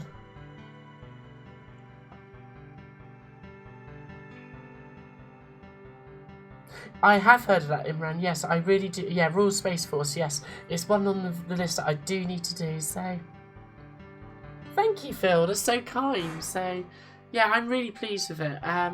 You know, I was hoping to do some of this work last week, but as I say, the last couple of weeks I've been suffering with the flu, as you well know.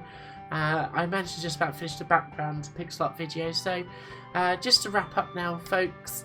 My latest video came out on Sunday. Came out 2 days earlier if you're a Patreon of mine. It's all about creating background pixel art.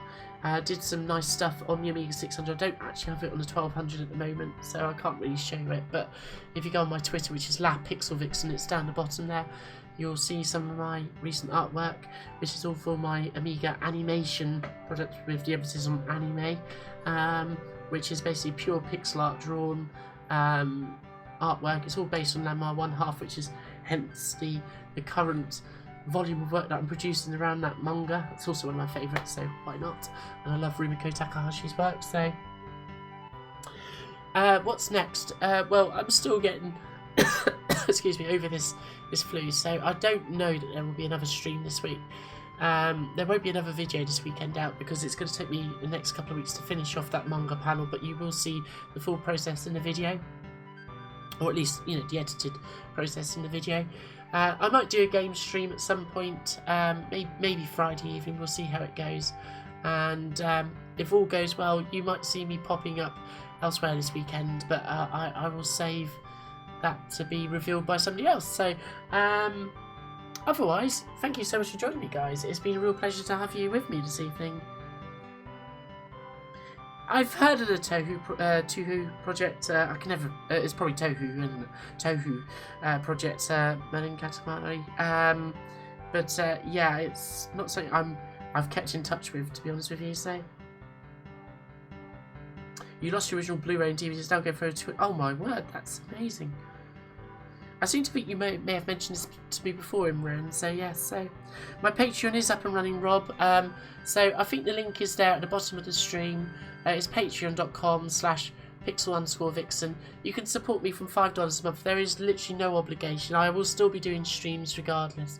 I will still be doing everything that I have done. It's just a few extra pennies that go into the jar that will help me with the costs of spending more time doing my artwork and not working, doing the day job, that is, because obviously I will be off to Japan to move there in March next year. And things are, you know, my pay is going to be cut by 1/3, so I'm looking at ways that I can increase my income whilst still being able to focus on obviously what I'm there to do, which is to teach, because I do really want to make a good fist of that, shall we say. So I must remember what I'm actually going there primarily for. But yeah, so Patreon's up and running for $5 a month. You'll get early access to videos. I'll mention you in the videos as well, and also the streams, which I'm going to do in just a moment. And you'll also receive a postcard. Sorry, I am going to have to wrap this up very shortly because my voice is going again. But from $10 you will get a couple of postcards a year, and that kind of stuff. And also, I don't expect really anybody to go for this, but if you were really super keen, for $25 you basically get a fine art print of your choice of some of my artwork, and the postcards as well, and the early access, and yada yada yada. So it's all up and running. Like I say, you know, I'm never going to stop doing the streams for free. I'm never going to stop giving out the advice that I do for non-Patreons. My idea is to just spread the information around. I want people to be motivated and energized by what they see on here, to go off and do their own thing and create, whether it's on a modern system or an old system, but to basically enjoy this fabulous technology that we have these days, and to also enjoy the more traditional methods, which I hope to introduce into the channel at some point. You know, get the Copic markers out and the bits and pieces, and yeah, so that's all up and running. There will be a Redbubble store opening soon with some my artwork applied to various wares, mugs and t-shirts, that kind of things. So do look out for that. Again, on Twitter is the best way to watch out for that. So that about wraps it up. I just want to say a very special thank you to my Patreons, which obviously Phil Cobley, obviously in the chat, Anthony Jarvis, who I think is still with us in the chat, Josh Stady, thank you so much, and Christopher Forrester, Chris Forrester, thank you so much. It's really great to have you on, Chris. Don't think he's with us this evening, and also Doug of 10-Minute Amiga Retrocast, and who else isn't with us tonight, so I'm sure he's busy working. So yeah, yes, it is going to be quite soon, Era 42. It's about 4 to 5 months time from now. It is soon going to whip by. The plan is obviously to take the Amiga 600 with me. The 1200 unfortunately will be stored away, as will most of my stuff. Basically, all that I think I can take with me is the 600 and the PC Engine, and the rest will have the emulation. Even the Amiga 600 is touch and go at the moment, because it all depends what I can actually realistically take with me, because it's going to be carry-on luggage, and obviously, as much as I would adore to have my Amiga 600 out there, I might have to get it shipped out to me or something like that, perhaps. Realistically, I have to prioritise other things like clothes, just for example, and other essentials like that.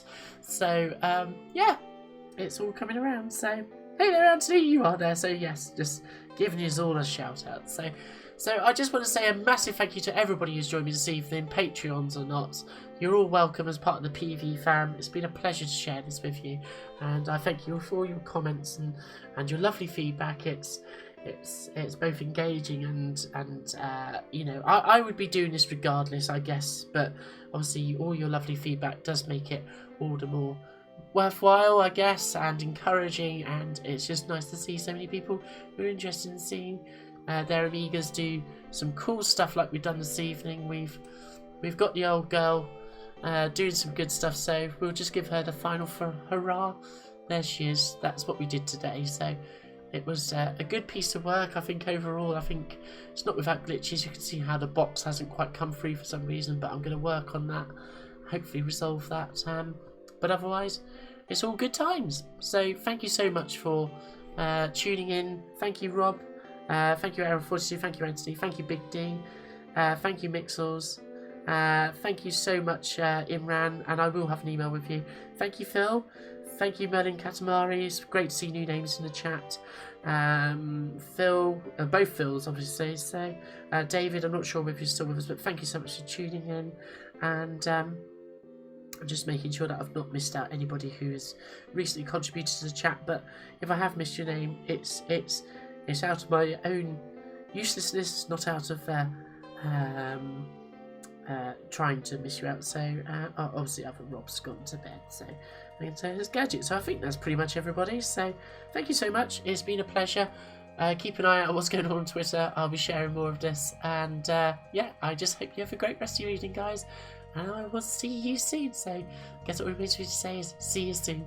Peace.